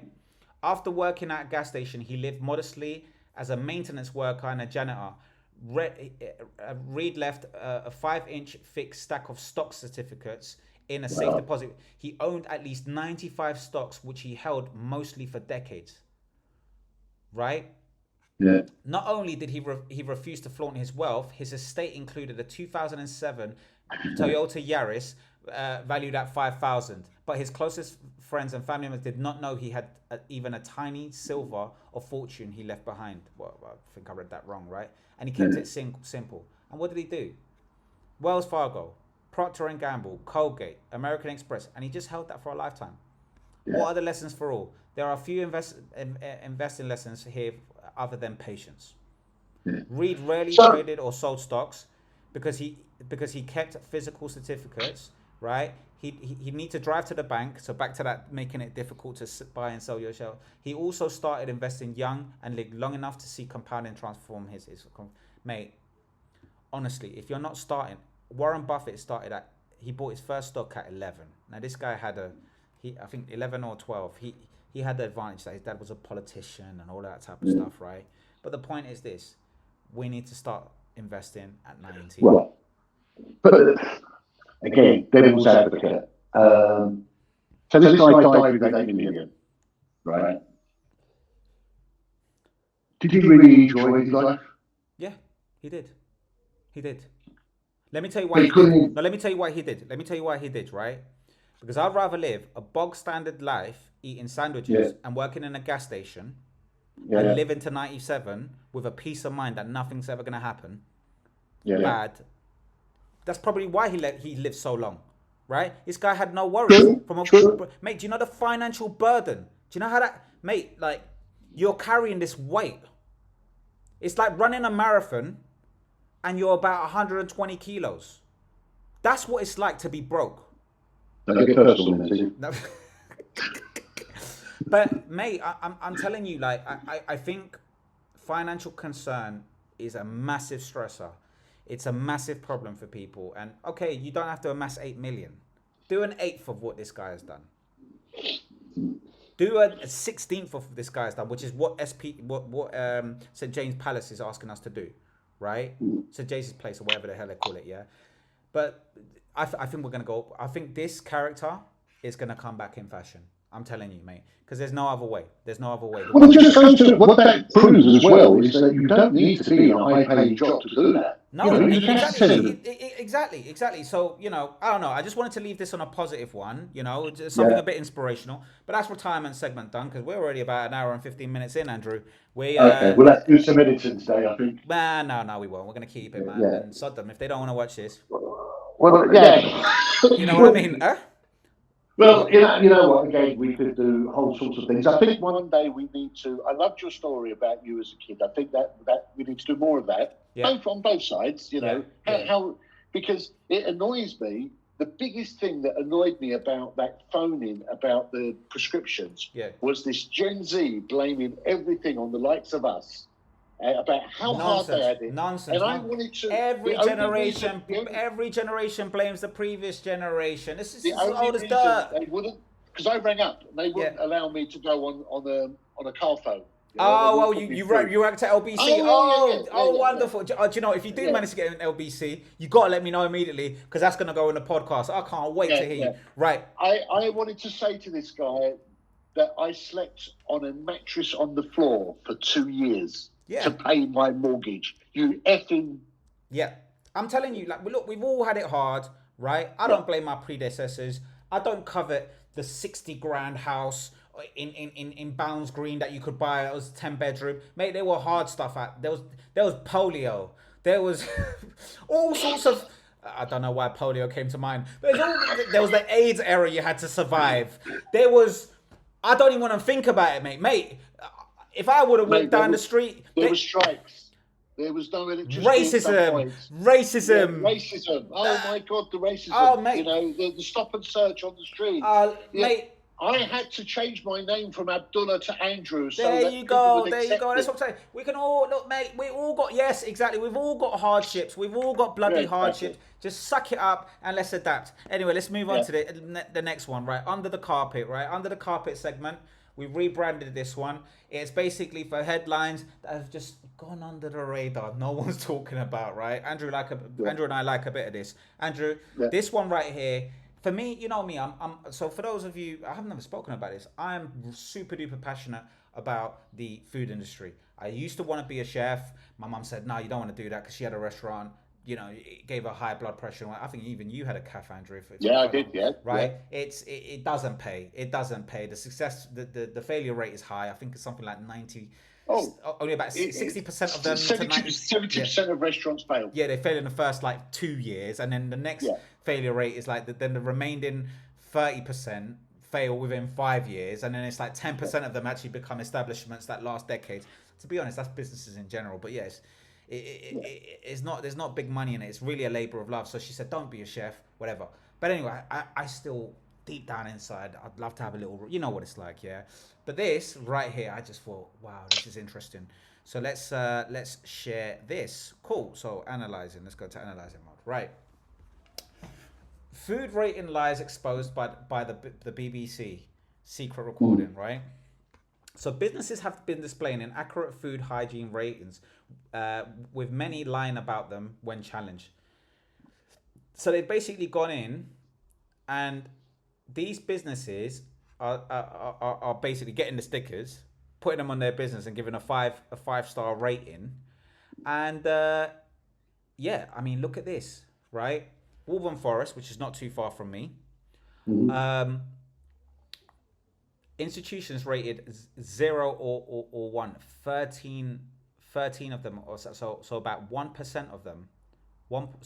Percentage rate is so 1.4% of businesses got a 0, and they're still running today, right? And basically they're just unearthing a load of businesses, and they're going in there, and they're asking people about their pest control and all this type of stuff, and they're just telling customers that they have 5-star ratings. And I just wonder, is it time to scrap this? Is it time to scrap this? Because what do you achieve with it? Do you know what I mean? Like, what do customers really care about this nowadays? Especially with things like Deliveroo, Just Eat, and all this type of stuff. Like, I don't see any food hygiene ratings on my Just Eat app. Do you? On Deliveroo? Do you? No. And if they can just lie, these are establishments like Sainsbury's. Sainsbury's food safety was a priority and claimed that 95% of their stores had a rating of 5. Well, hang on a second. Let's stop right there. Yeah. So you're Sainsbury's, right? I think the second biggest, third biggest supermarket in the country. Yeah. And you're boasting about 95% of your stores. Yeah. How many stores have you got? And how much is that 5%? Yeah. I mean, that's nothing to be proud of. It should be 99%, 99.5%, or that was a one-off. Yeah. So if you're telling me that I've got a 5% chance of going into a Sainsbury's and having get food poisoning, that frightens the hell out of me. I went to Sainsbury's yesterday. This is my point. I mean, Sainsbury's misled customers for many months by claiming both in signage and in its website that it had top hygiene ratings at this store. This is the store. I don't know what the store is. Wow. So again, people will automatically see that headline and they will think about the dodgy takeaways, the ones on the corner streets and blah blah blah. If you know the ones I'm talking about, I don't want to get sort of thingy here. You would never assume it would be Sainsbury's, would you? No. But then look, let me play devil's advocate here, right? These stores have their doors open all day. Yeah. Do you know how many rats I've seen in my local Tesco's? Yeah. It's impossible. You've got the back open for the lorries, and you've got the front open as well. How are you meant to maintain a food rating? I don't know. Are we talking the obvious? So my thoughts around this, and I'm going to go into a rant again, right? Is greedy sods, right? Greedy frigging sods, right? Stick to your bloody out-of-store superstores, right? Let the local person have the local store. No, they go around taking up, buying up shops, forcing out local, the convenience stores. It's not just Sainsbury's, it's Tesco's, it's Morrison's, it's all of them, every single one of them, right? And then what they do is they go there and then they try and apply the same level of hygiene that would apply to an out of thing where you can control the waste and everything easily, right? Absolutely. And then on top of that, have you ever been to a local and then one of their out of city thingies? There is something, I think there was a program about it. There's like a 15% disparity in the prices. They're more expensive. I'm getting nostalgic here. I don't know what's happening to me. I don't know. Maybe it's vape, right? Did I tell you the story when? So I wanted to buy my first. So at the age of 25, I had an epiphany. Okay. Did you take any pills? No. It was sober, believe it or not, right? So I was at home, and my mum gave me a spiritual high. And my mum was really critical, right? I love it though. Like, God bless it. Like she really told it how it was. If you think I'm direct, oh my God, my mum, she went, look at you. I said, my daughter was 2. I had spent do you remember the December advance? You used to get December advances. So you used to get your salary in December on December the 15th. Right? No, not Christmas. The last salary of the year. Okay, you get it on the 15th. Yeah, that's right. So that was, instead of getting it on the 30th, you get it on the 15th. 15th, yeah. Okay, that's cool. right. Mate, my salary was done by the 16th. And I had a 3-year-old this year. Andrew, I went to Zara. I bought, the presents for Adri. I bought the Christmas dinner, whatever, and I was skint.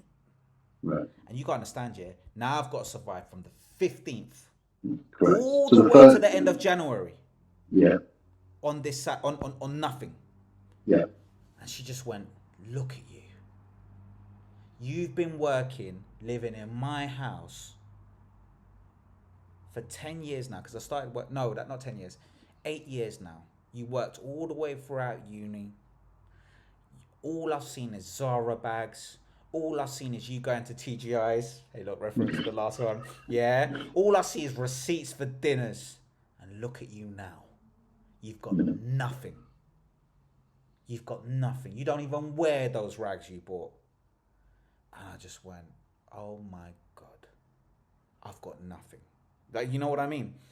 So that did and I went, you know what, Mum, you're absolutely right.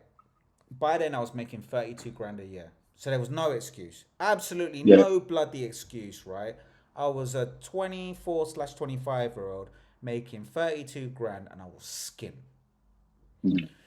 So I went, right, cool, no problem. So I decided to get a night job as well as my office job. And guess where that night job was? Sainsbury's local. Oh wow, okay. Kilburn High Road. Right. That's a journey for you. Exactly. Imagine how desperate I was. Yeah, that was a journey. Imagine how desperate I looked at myself in the mirror and I said, in 365 days, you're gonna own something. You're gonna own a house. Obviously, I was never gonna own a house here, but I decided. Oh no! By the way, just a little footnote there. I had also tried to buy a house before that in Tumbling Hill, all the new builds, right? But I didn't make the deposit amount, right? I had someone that advised me to get the deposit on credit cards. And thank God I didn't go for that, right? Because I would have really been in a hole. So, cut a long story short, I went to the Sainsbury's. I did all the health and safety training. I aced the interview in 10 minutes. I think I was quite proud of that. I don't know why, but anyway, did the training. So they, a bit of online training and all that good stuff, right? Got over that. Good, really great. They paid me for that too, which was brilliant. And then came the shift. Right. So, night shift, stock in the shelves. Yeah. A Sainsbury's local, Andrew, it felt huge. Okay. 3 of us. Wow. 3 of us stocking the entire Sainsbury's. Right. Andrew, the cans, everything needed to be facing one direction. Yeah. It needed to be perfectly spaced out. 16 massive trolleys. Wow. For us to do. You know what? God bless Raj and Abdi. These guys, they were machines. Andrew, I was a young guy back then. Andrew, it was like bam, bam, bam. Andrew, I believe it was 13 hours straight of stacking shelves. Andrew, these people we were making £7.50 an hour or something like that. Andrew, I quit the next day. I was ready to walk out 4 hours into the shift. Andrew, that job required 7 people. So back to your point, the local Tesco's that I have down the road, you see the night staff, there's about 16 of them. Yeah. Because it's a big store and they've invested, and they, that's why I was inspired, because they were on their Walkman, towards the end of the day, and I was just like, oh, this is calm, this is brilliant. Yeah, I tried Tesco's, couldn't get in. That's why I did the Sainsbury's local up in Kilburn. Andrew, these people, right? 3 people for a job that required 8. It was slave labor. Andrew, I kid you not, right? I didn't walk out because I would have really screwed over Abdi and Raj. Right, got it. If I would have walked out, I would have really done them over. And they, these were immigrants and, poor guy. They were so kind. And then another guy came in the morning and he had the cheek to do a spot check on the cans and went, no, you guys are staying an extra 2 hours. And then we stayed 2 hours. Andrew, I was going to deck him. Yeah? And I walked up, Andrew, they were calling me every day. I told them I'm not coming tonight. Straight away, because I didn't want to get cover. And then they tried to call me. They were calling me 3 weeks every single day. And I just said to them, no. They were desperate for me to come out. I went, no way. It was Abdi, not Abdi, it was the guy at the end that did it to me. That just did it for me. I just thought, the lack of compassion, right? Yeah. I didn't shop in Sainsbury's for 5 years after that.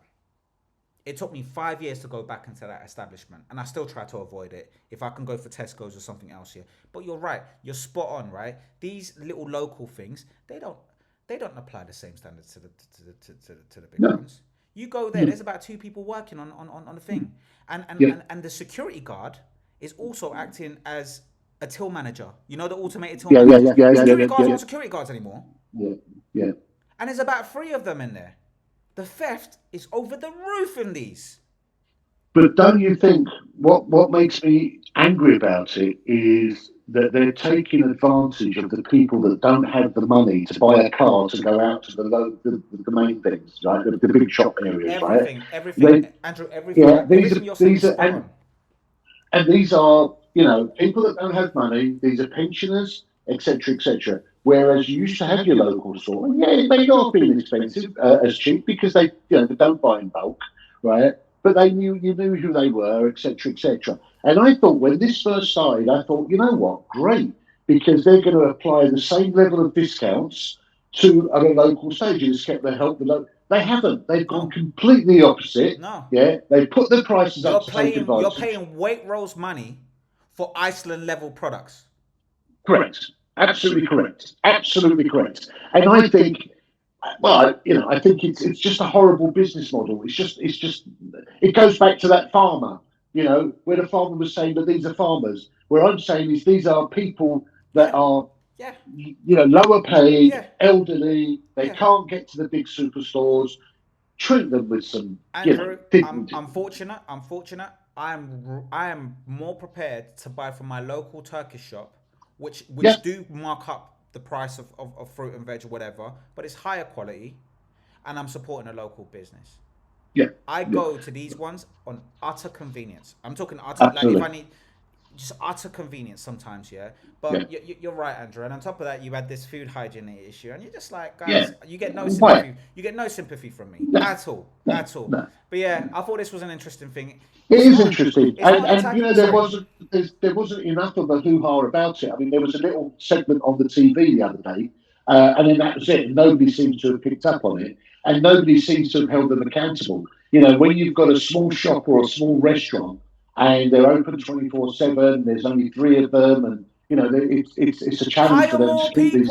Hire more people. But that's what I'm saying. These Sainsbury locals and all that, they've got the money to do it. Of course they have. Of course they have. Yeah. They should be slammed. They should be slammed. I saw a really interesting post by this marketeer. I can't remember what his name is, and I could find a video now, but I don't really want to go too much down the rabbit hole. Yeah. And he was talking about how businesses are really losing with these automated tills because they think, we're going to automate it and that's it. But then he said something really interesting. He said, hotels, for example, are replacing their doormen, right?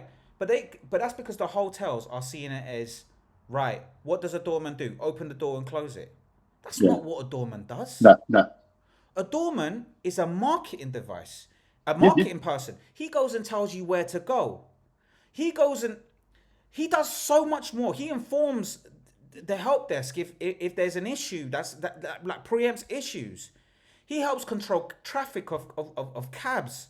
The value you get from a doorman is so much higher than what you pay for. Unfortunately, a lot of decisions are made by accountants, not salespeople, not marketers. They're made by accountants. Absolutely, and in this thing, here you have it, right? When I go into these Sainsbury's locals, I see 3 or 4 employees max. Yeah. Yeah. Oh, we want because we can reduce. We've got the security guard, 2 people on the floor, and maybe 1 person near the where they sell the fags. That's all I'm seeing. Yeah. Right. That's all I'm seeing. When really it should be about 8 people. How much revenue is turning up per day? And here you go, you're paying the price now in hygiene.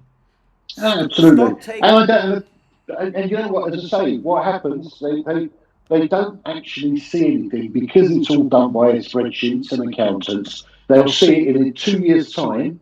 And then, hang on, well, it's too late, mate. It's too late. Absolutely. You've diminished the business. But anyway, I thought that was interesting. We'll move on to the next episode. I want you to lead on this one because I haven't actually read this one, Andrew, and you're the one that brought it to my attention. Yeah. What's this all about, mate? Right, okay, so this was interesting. And it's similar to what we've discussed just now, right? So I'm sure a lot of people already know that DP World is one of the largest handlers of ports or owners of ports globally. I didn't notice. Right? Yeah. So if you look at a lot of ports in the UK, they're actually owned by this company, right? And they're a UAE company, right? And they're absolutely massive. So they own ports, they own shipping companies, They own, well, where they started, Bruce, they own P&O Ferries, right?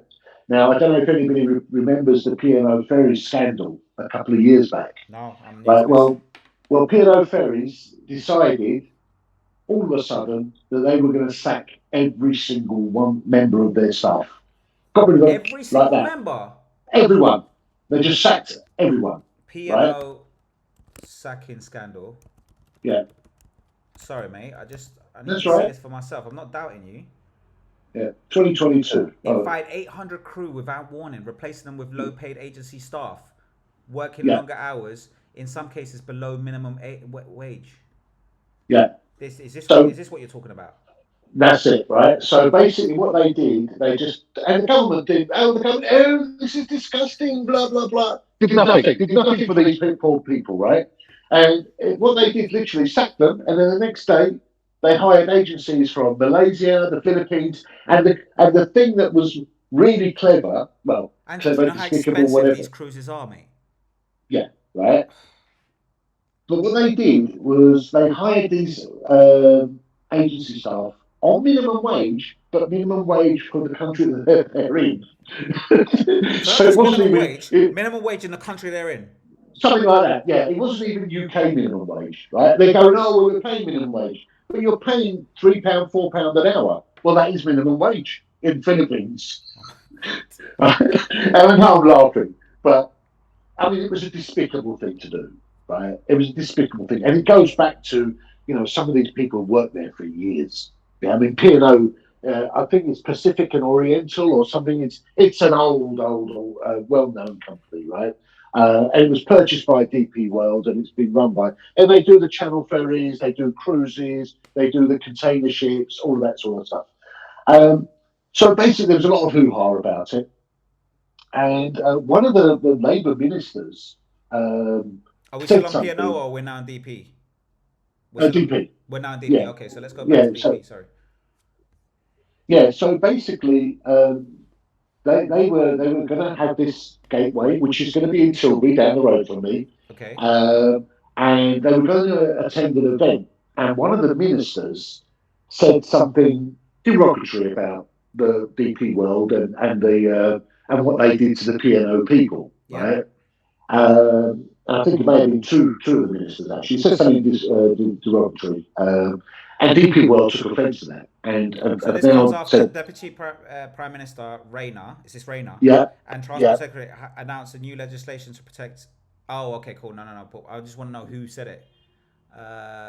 Let's see if we can find. I think it was Angela Rayner, wasn't it? Or it was somebody. I can't remember. It was somebody in the Labour Party. Oh, okay, Miss Rayner described the 22 cycles as an outrageous example of manipulation by the employer. Yeah, and that's putting it mildly. Yeah. She called it disgusting or whatever. There was other reports. So basically, there was outrage and blah blah blah, and then all of a sudden the light bulb went on. Yeah. Ooh, hang on a second. They're building a gateway which is worth about $1 billion, and we're going to meet them at this event, and they're going to look at, there's an Invest in UK event or something like that, and we're going to meet them, and they DP World, so we're not coming, right? And these are Arab. It's an Arab, United Emirates. They're very proud, and etc. And it's a well-known brand. I mean, it's a well-known brand, very influential, very big company. And now the government is like, oh my God, let's backtrack quick, let's let's schmooze them, etc. I mean, a £1 billion investment, right, is on the cards. It says councils, but I think they're really thinking about it. I'm not quite sure. I mean, to be honest, they'll be cutting their nose to spite their face as well. Oh, of course they would. Of course they would.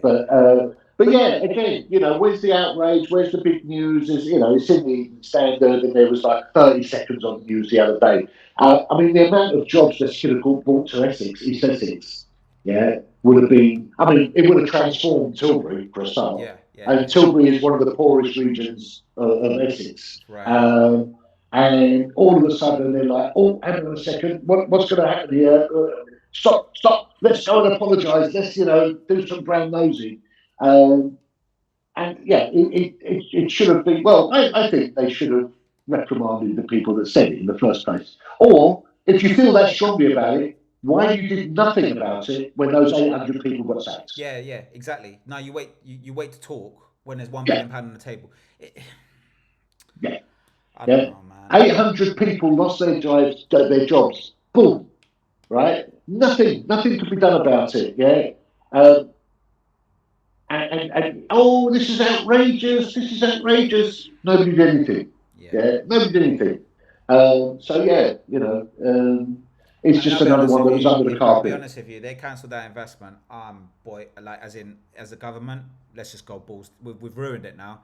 Let's go balls deep on the rest of it. Let's just boycott the whole bloody lot. I know that's going to be the thing. Even if it costs us, we've done it with Brexit. We might as well carry on. Like, I think what they could have done is they could have said to the P&O lot, no, you can't dock it Tilbury, no, you can't dock it Dover until you put these people's salaries back up or you re-employ people. I mean, that's chump change for them. That's chump change for them. Yeah, absolutely. Yeah. It's mad. Absolutely. It's mad. But anyway, right. So, Andrew, I'm not sure if this is the business and deep dive segment because this is early news, but I think it's one that's pretty interesting right now. So I mean, we're already an hour and 40 minutes in, so we've got about 20 minutes left until we get to the 2 hours. I don't know how we've managed to I'm just glad I went to the toilet first. Well, yeah, this is it. But for whoever's left watching, let's go into. We could split it, but we'll see. Yeah, exactly. Right. I love this one. See, I was interested on your opinion on this one, right? So Tesla, okay. So this is I think I've jumped the gun here. So let's start off with Elon Musk hypes the 30 grand Tesla self-driving cybercab and the Robovan, the Robovan at Robotaxi event. Right. All right. So let's just dive a bit into what this So you say you like this one. No, I like it as a news article. So, okay, because I was about to say, you were thinking of becoming an Uber driver. So I'm actually quite shocked that you're not outraged by this, right? So Elon Musk showed off the Cybercab and the Robovan at an invitation-only We Robot event. So there was also another robot that they disclosed, but I don't want to talk about that today. The invitation only, that's interesting. I mean, this is it. It's that exclusive. The event marked Tesla's first product unveiling since it showed its design for the Cybertruck. So this is the Cybercab. So after a decade of unfulfilled promises, you can tell that they don't like Mr. Musk here at CNBC. Who does? See, I like him, but anyway, that's a different story for a different day. CEO Elon Musk hyped the company Cybercab. So basically, let's see if we get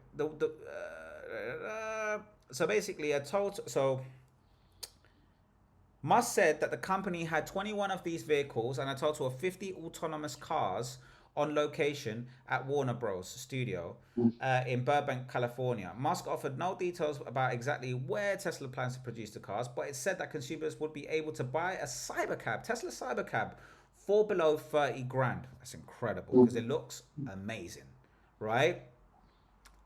He said that the company hopes to be producing Cybercab before 2027. And basically, it's going to have a supervised FSD up and running in Texas next year in the company's Model 3 and Model Y. FCA stands for Full Self-Driving Car. We're ready. Yes. We're getting there. And it's Tesla's premium driver assistance system, available today in supervised version for Tesla electric vehicles. FCC currently requires a human driver at the wheel, ready to steer. It's going to be a glorious future. Revealed plans.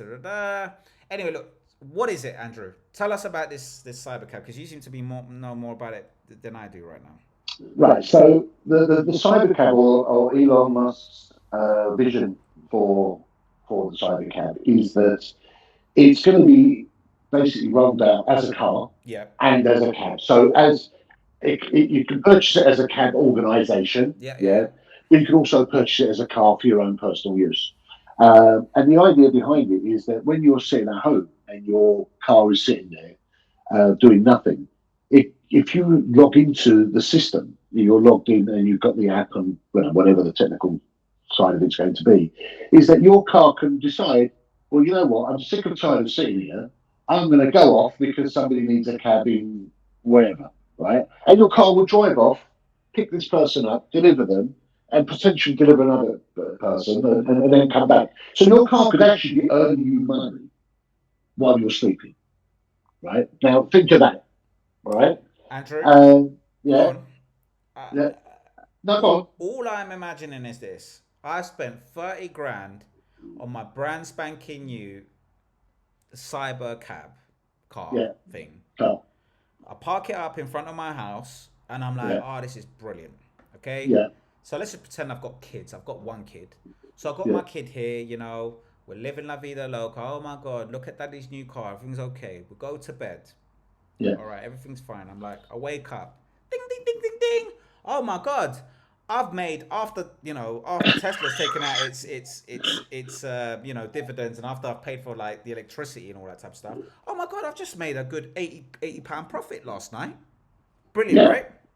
Yeah. So I say, right, Adri, Daddy's just made £80. Let's go to your local TGIs. Let's go to our local TGIs and let's go spend this cashish. Yeah. Get your glad rags on. She goes, gets ready. Go. Beep, beep. Open up my Tesla. Daddy, why is there a soggy balloon in the back of the car? Why does it smell like sick back here? Why does it smell like bleach in the car? Well, Daddy, where's the car? All that. Do you know what I mean? Dad, why does it smell of pine cones in this car? Like, what's going on? Yeah. Dad, where's the... Do you know what I'm saying? Dad, where's my iPad that I left in the back seat last night? Why'd you do that? Oh, yeah, I forgot. Well, it's your car, isn't it? Like... Yeah. I don't know, Andrew. I don't know. Well, the thing is, I mean, it's theoretically it sounds amazing, right? Yeah, and I'm sure there's going to be people. No, I think. Look, listen. I think it's brilliant. I just think, right. There's a bit of a story on. So if you read the story of Singapore, it advanced so much in such a short period of time because it used to be a load of farmers in Singapore. So it was a country that was established in 1960, and the prime minister was so amazing as a leader that within 15 years or 20 years he was now building high-rise apartment buildings, and he was moving farmers into the high-rise apartments. He really improved living standards, right? Because again, it was a farmer's country. But farmers were bringing their pigs into the apartments. Yeah. And what I want to say with that kind of metaphor or analogy is there is such thing as advancing so much ahead of the society that society is not ready for behavioral change for those advancements. Yeah, absolutely. Well, it's not just society. Well, that's a really good point because one of the things that happened is people were actually throwing things as these self-driving cars as they drove by because they don't want them around. And you can imagine the Uber drivers, the cab drivers, etc., delivery drivers, etc., right? And people were actually throwing and attacking them. There's been stories of that. The other thing that they've got an issue with is that Tesla is not using satellite technology. It's planning on using camera technology. Right. Yeah, so there's going to be cameras looking at everything. Yeah, a bit like the Google one that's got a little spinneroo thing at the back. Yeah, so they're looking at all the cameras, and the cameras are going to come back and give the information, etc. And there's a lot of infrastructure as well. The other problem is that $30,000 price tag when it comes to UK is going to be 65 because of our taxes, etc. But the main problem is society ready for this sort of thing? Is society going to accept this sort of thing? And do we really need it? No, we do. We do. We need less cars on the street, right? Yeah. We need more parking spaces. We need more parking spaces. We need less cars on the street. We need people sharing motors, right? We need higher accessibility. Like I'm for the self-driving. I can't drive, right? No, I get that, Mencey, but why does it have to be self-driving? Why can't it just have more cabs? I can't drive. No, but you don't need to drive. It's a taxi. You know, you can get a taxi in minutes on your phone, right? And what's the difference between a man driving it and nobody driving it? Oh, right. So you mean I'm a taxi driver, right? Let me go to my local Tesla, like whatever whoever signed up. It could be Tesla, it could be anything. It could be his own car. All I'm saying is, why do we need to take the human out of it? This poor human that's earning a few quid, to pay for his mortgage, his pension, his family. That's a good point. I mean, he may have just stumbled upon a different business model. Yeah. And you're right. I mean, but this is a good thing. This is a good thing. Like, you're right about the self-driving thing. I didn't even think of that. But this is a good thing. You've just actually created a whole new business that I hadn't even thought of, right? Which is that, sign up your car, put it in a network, someone comes and picks it up, and then they have the response. Do you know, they do that in Colombia, to be fair. You can do that now, Mencey. Yeah. They do that in Colombia. So I can buy a taxi, and then I can rent it out to local taxi drivers, and they just pay me a dividend for thing. But just do that with these cars, and bring those third world country taxi models here. Like in America, they've got that as well. They've got yellow cab companies that you buy 50 yellow cabs or whatever it is. And I think they have it here with black cabs. I think they have it here with black cabs. Nobody actually goes out and buys their own black cab. They list them. They go to a company and they go, right, you've got cab so and so. In Turkey, the same. Because in Turkey, to buy a special license plate which entitles you to run as a cab is a fortune. So 3 or 4 people get together, they buy it, and somebody does Mondays to Wednesdays. Somebody does. I'm just saying that. Why do we have to take that element where the person is going to earn a living out of it away?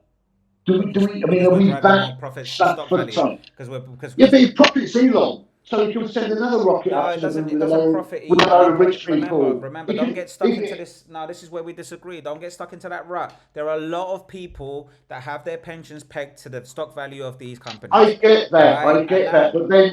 But then see, there's a lot of people that have their pensions put on that. Correct. But there's a hell of a lot more people that that's true. Become an Uber driver because they need to. They've got no other option. And I'm just thinking we need to find that balance. I'm not saying we should have technology advancement. Absolutely, right? But for the right reasons and for the right things. I just think sometimes we put a lot of money into technological advancement where that money could be put into cancer cures. Why can't we have limbs for people that have got no limbs? Well, that's coming. I know that projects like that. He's got a lot of projects like that. I just think No, but I know what you mean. I know your sentiment behind this, but this is the one that really puzzled me, man. This is the one that really puzzled me. It's the Robovan. He's basically recreated the bus. Yeah. This is where I go, right, this doesn't make any sense. So he said that the Robovan would employ inductive charging, meaning that these autonomous vehicles could roll up to a station or recharge, basically a bus stop. No plug-in required. Do you know what I mean? Like, Musk has spent years touting Tesla's work in autonomous cars and promising that they would hit the market, blah, blah, blah. This Robovan, so I think it does 16 people or something like that. Yeah, but we got them already, mate. They're called buses. They're called trams. They're electric. Buses. They're electric. Yeah, this is where he's gone a bit left field. I'm not gonna lie to you, mate. I'm not gonna lie to you. I think, we're really reaching here. And you know what? Do you think these are marketing ploys? Yeah, I think some of them. I think in some areas Tesla's coming to that. Look, the thing is as well, Andrew, and this is what baffles me a little bit about Tesla. Like, I have a love-hate relationship with Tesla. Because do you remember when Tesla had the same market cap as every car company combined? Yes. I walk on the street and I hardly see Teslas. Yeah. Do you know where their value was in those days? Their value in those days was in the battery technology. But this is my point. So they haven't conquered the average use. Like, I should be seeing 70% Teslas on the street now, and I don't. Yeah. No. I went to the Netherlands, funny enough, and most of the cabs were Teslas. Right. And I was like, okay, this is really cool, but they've got a plant in the Netherlands. Right. Yeah. So I thought that was quite kind of interesting. But here in the UK and in many other countries, I hardly see Teslas. And every single time I see a new thing, the price is going down and down and down, which I think is brilliant. But I don't see the usage going up and up and up. And I'm just like, hey, can we just master that dream of everyone having a Tesla first before we start rolling out the Robovan? the Cybertruck, all of that. I don't understand this company. There's a lot of problems, and it's not just with Tesla; it's with electric cars as well in general, right? Yeah. So we've got the cost. Yeah, the government's taken away that subsidy for buying electric cars. We've got battery life issues. We've got charging point issues. We've got charging time issues. But Tesla has also had quality issues recently. Yeah, where the quality has been really poor, and people have gone from a Tesla to, I don't know, an Audi Q4 electric because the quality's there, etc. People originally went, wow, look, I've got an iPad, and don't get me wrong, I mean, you know, when you first sat in one, when they first came out, they were brilliant, but the rest of the car industry is caught up. But that was where their key thing was, and a lot of people, investment companies, you know, people that were looking at, you know, values and things, they said, you know, they were suggesting stop the cars and just focus on the battery. Yeah. And they didn't. And everybody else has caught up with battery technology. So for the just when Tesla came out, their battery, they could do 300 miles on a charge, right? Whereas the nearest normal manufacturer's electric vehicle was 100, 120, and everybody was like, wow, this is amazing. But now everybody's caught up. So that could but it could be because they're using Tesla batteries. Could be. Could be. It could be. And I think it is like that, but because there's loads of patents around it. But still, you're right. And I'm looking at the stock value because this was like, you know, a hype stock. Look at that, right? Yeah. From IPO to that. I mean, it's incredible. But the last 5 years, it has stagnated a little bit. Well, obviously from everything from 2020 to 2021, that was the COVID period, went up. But it's been pretty stagnant for the last 4 years. Yeah. And this ain't helping it. And, you know, just look at this. Tesla shares dropped 9% after Cybercab and Robotaxi reveal. It underwhelmed investors. Well, I think sometimes, you know, he's no Steve Jobs, is he? Right? No, I think he's better than Steve Jobs, but that's a different. I'm thinking of a outwardly facing type of person. You mean he's not charismatic? Yeah, you're right. Yeah. He's not. He's got as much charisma as a. Yeah. So you know that wasn't surprised about that.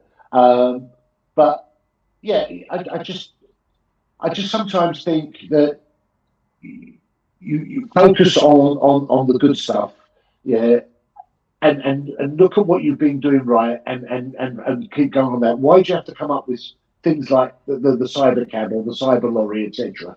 And when I look at the cars on the road, and you're absolutely right, I am now seeing more and more Audis, BMWs, Mercedes, electric vehicles than I am seeing Teslas. Absolutely. I've just never understood the hype of, I mean, we're talking 628 billion market cap. Yeah.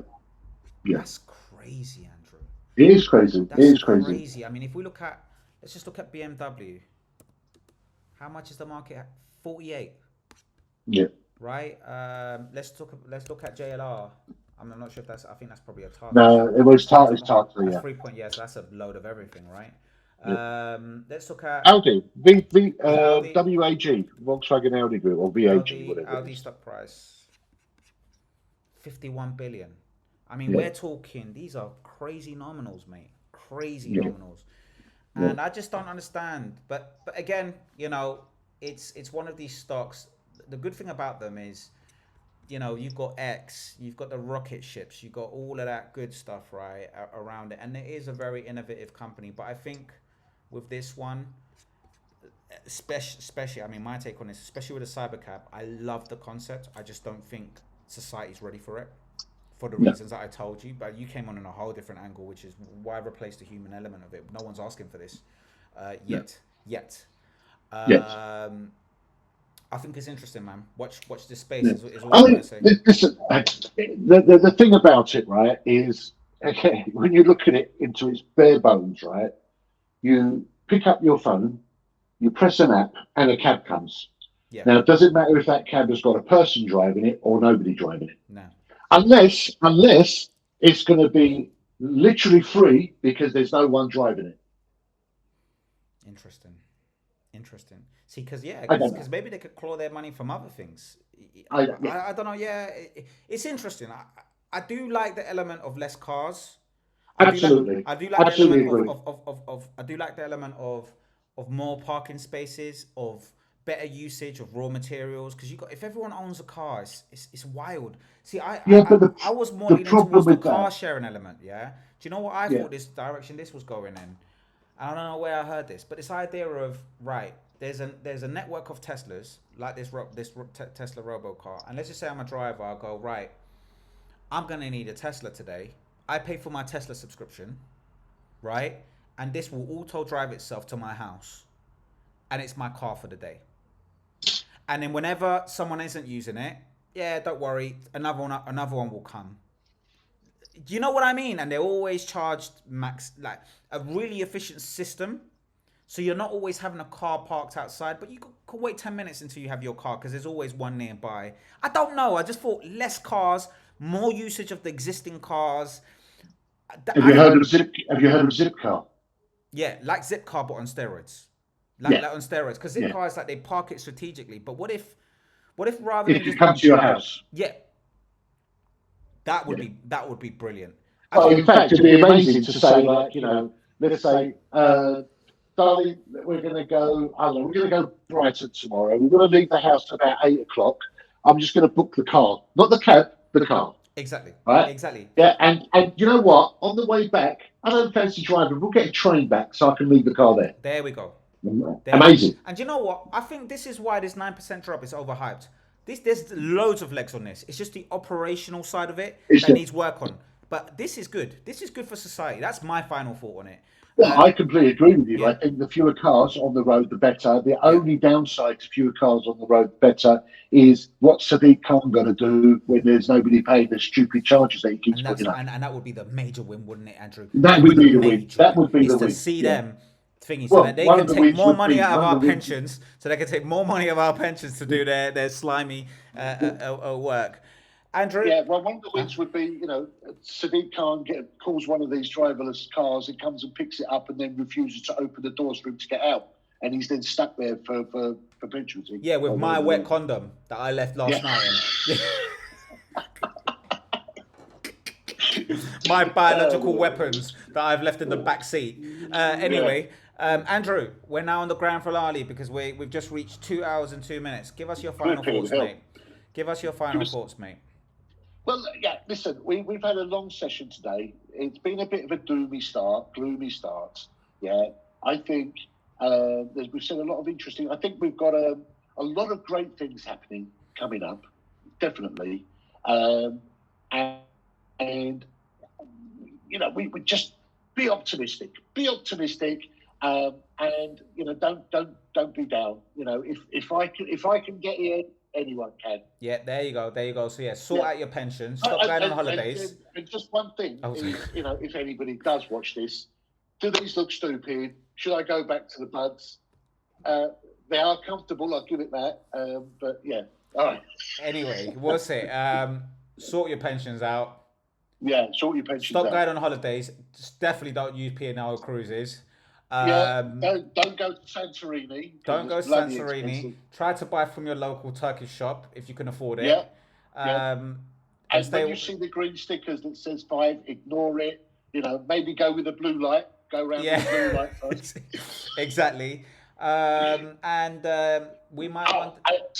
And the biggest one, if you work for a company, please do not be one of the what was it called? The idiot of the week, or the wally of the week. It's the wallies or wallies of the week, yeah. But don't be a wally of the week. There's going to be an abundance. There's going to be an abundance of wallies of the week, and that's what's going to keep us in business, hopefully. But anyway, all right. So let's go on the outro. Thank you very much, everyone, for watching. Stay safe, and goodbye.